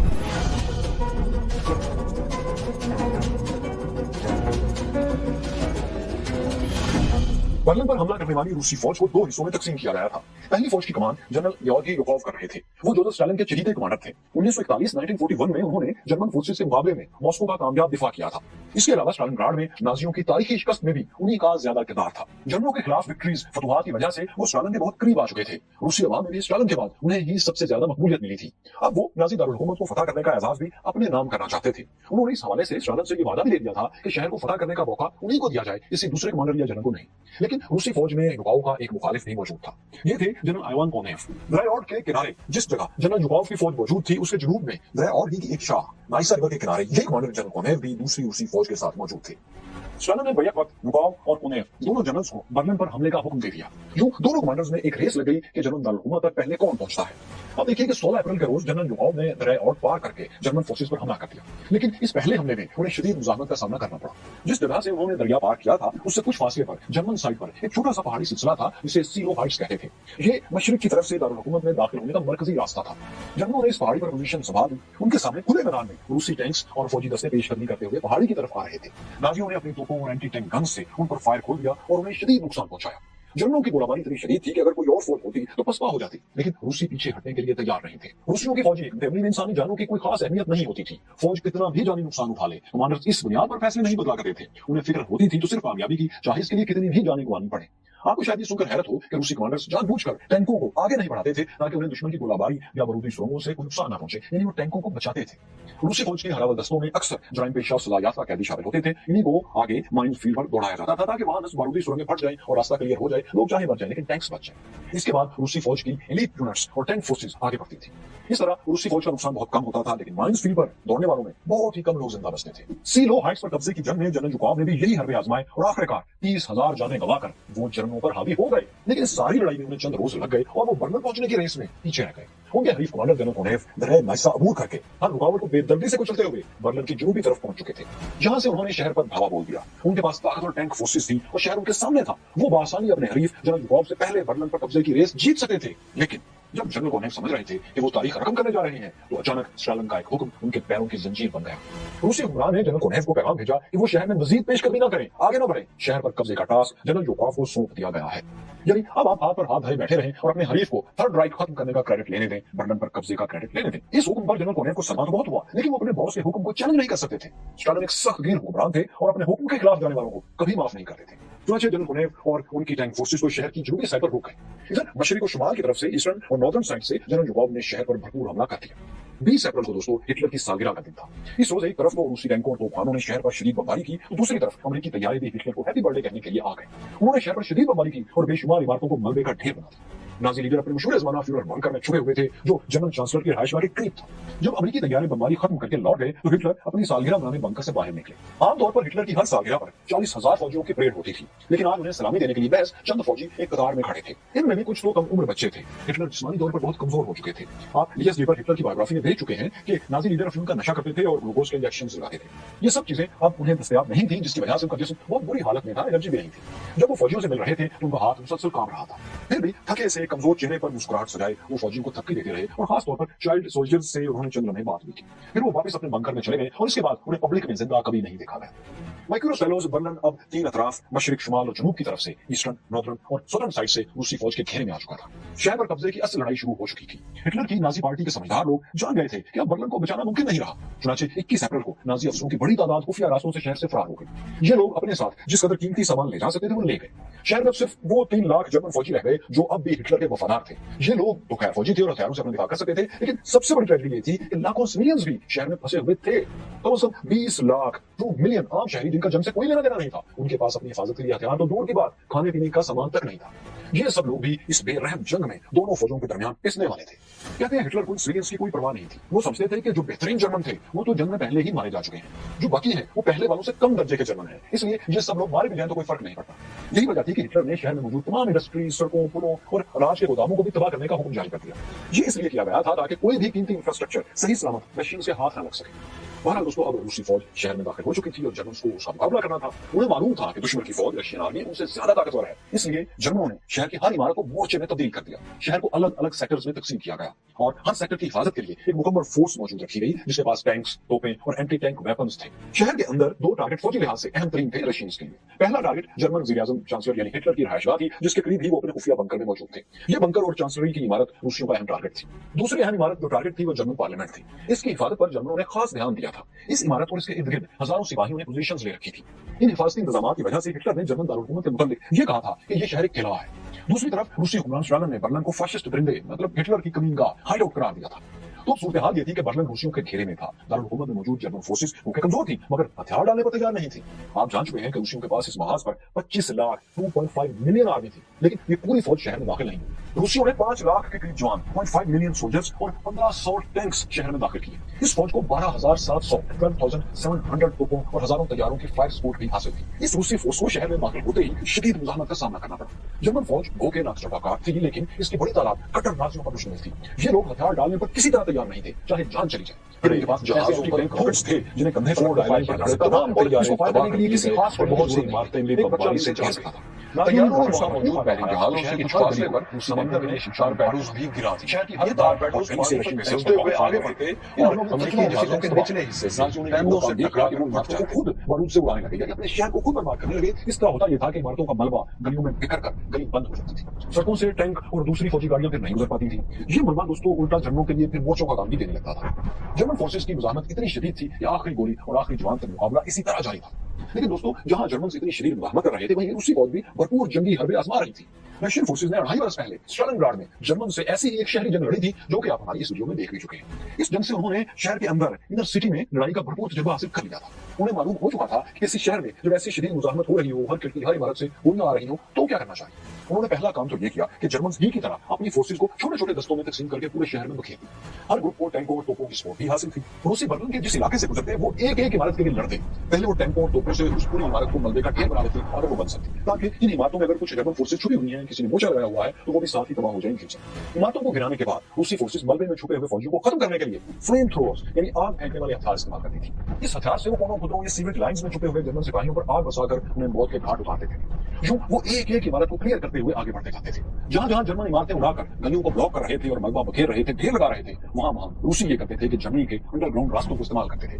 बर्लिन शहर में दोस्तों उसकी हिफाजत के लिए बहुत पहले से ये बंदोबस्त था कि अंडरग्राउंड रास्ते और बंकर्स बेपनाह बने होते थे। तो रशियंस मलबे के ढेर लगती और बंद होती सड़कों से गुजरने के लिए यही अंडरग्राउंड रास्ते इस्तेमाल करते थे। उनके पैदल फौजी तबाशुदा इमारतों के तहखानों में दाखिल हो जाते थे, फिर एक तहखाने की दीवार बारूद से उड़ाकर वो अगली इमारत के तहखाने में चले जाते थे। यूं अंडरग्राउंड ऑपरेशन करते हुए वो जर्मन पोजीशन के करीब पहुंचकर बाहर निकलते और दुश्मन का सफाया करते थे। इस तरह रास्तों और इमारतों को क्लियर करते हुए रशियन फोर्सेस बर्लिन के मरकजी हिस्से की तरफ बढ़ती चली। इस दौरान शहर के बाहर मौजूद रूसी तोपखाने से गोलों और कटोशा रॉकेट्स की बारिश मुसलसल होती रही। कटोशा रॉकेट्स ने बर्लिन को मलबे का ढेर बनाने में अहम किरदार अदा किया था। बैटल ऑफ बर्लिन में शहर के बाहर जो रूसी फौज थी, जिसने शहर को 3 अतराफ से घेर रखा था, उसने भी पेशकदमी की। 24 अप्रैल को रूसी फौज ने जनूबी और शुमाली साइड से आगे बढ़ते हुए शहर को मगरिब की तरफ से भी ब्लॉक कर दिया। अब जर्मन दारुल-हुकूमत मुकम्मल तौर पर रूसियों के मुहासरे में था, बल्कि एक तरह से उनके शिकंजे में आ चुका था और ये शिकंजा दिन ब दिन कसता जा रहा था, तंग होता जा रहा था। शहर में रूसी फौज के हर बढ़ते कदम के साथ हिटलर का इक़्तिदार सुखड़ रहा था। 27 अप्रैल तक 27 अप्रैल तक शहर में रूसी फौज काफी अंदर तक आ चुकी थी। जर्मन फोर्सेस शहर के मरकज में 10 मील लंबे और 3 मील चौड़े इलाके में फंस गई थी। 28 अप्रैल तक ये जर्मन पॉकेट और भी सुखड़ गई। अब हिटलर की हुकूमत सिर्फ उस छोटे से इलाके तक महदूद थी जिसमें जर्मन पार्लियामेंट राइक्सटेग थी और उसके साथ हिटलर की चांसलर की बिल्डिंग थी, जिसके साथ अंडरग्राउंड बंकर में हिटलर अब तक छुपे हुए थे। इस छोटी सी पॉकेट में भी हर इमारत रूसी बमबारी के निशाने पर थी। ताहम एडोल्फ हिटलर अब भी अपनी फौज को सरेंडर करने का हुक्म देने पर तैयार नहीं थे।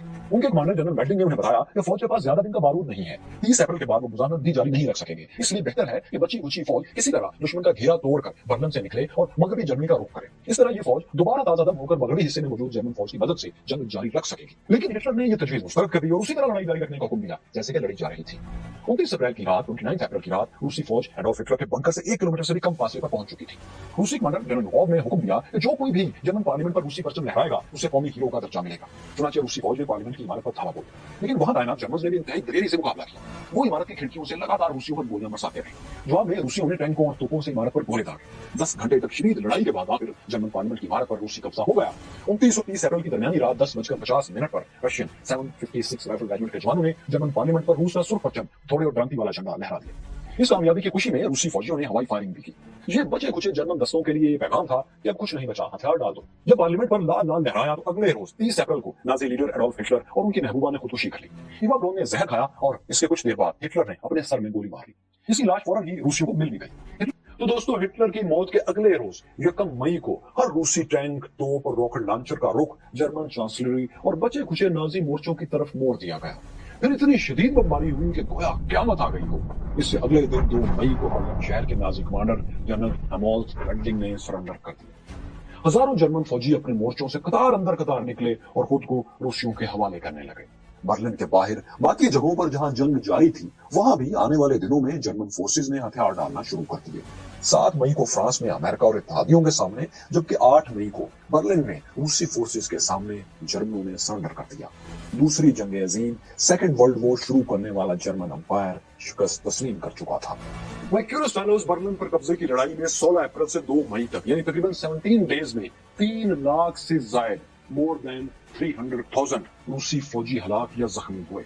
रशियंस का दावा है कि बैटल ऑफ बर्लिन में 400,000 से ज्यादा जर्मन फौजी मारे गए थे, जबकि इसके अलावा फौजियों के अलावा 100,000 से ज्यादा 1,25,000 से ज्यादा जर्मन सिविलियंस भी मौत के घाट उतारे गए। बैटल ऑफ बर्लिन के बाद यूरोप में तो दोस्तों जंग खत्म हो गई, मगर एशिया में जारी थी। ईस्टर्न साइड पर बहरुल काहिल पैसिफिक ओशन में जर्मनी का इत्तेहादी जापान अब भी लड़ रहा था। उसे सरेंडर पर मजबूर करने के लिए 6 और 9 अगस्त को जापानी शहरों हिरोशिमा और नागासाकी पर एटम बम फेंक दिए गए। इन एटमी हमलों के बाद 2 सितंबर 1945 को जापान ने भी सरेंडर एग्रीमेंट साइन कर दिया। यूं दूसरी जंग अज़ीम मुकम्मल तौर पर बंद हो गई।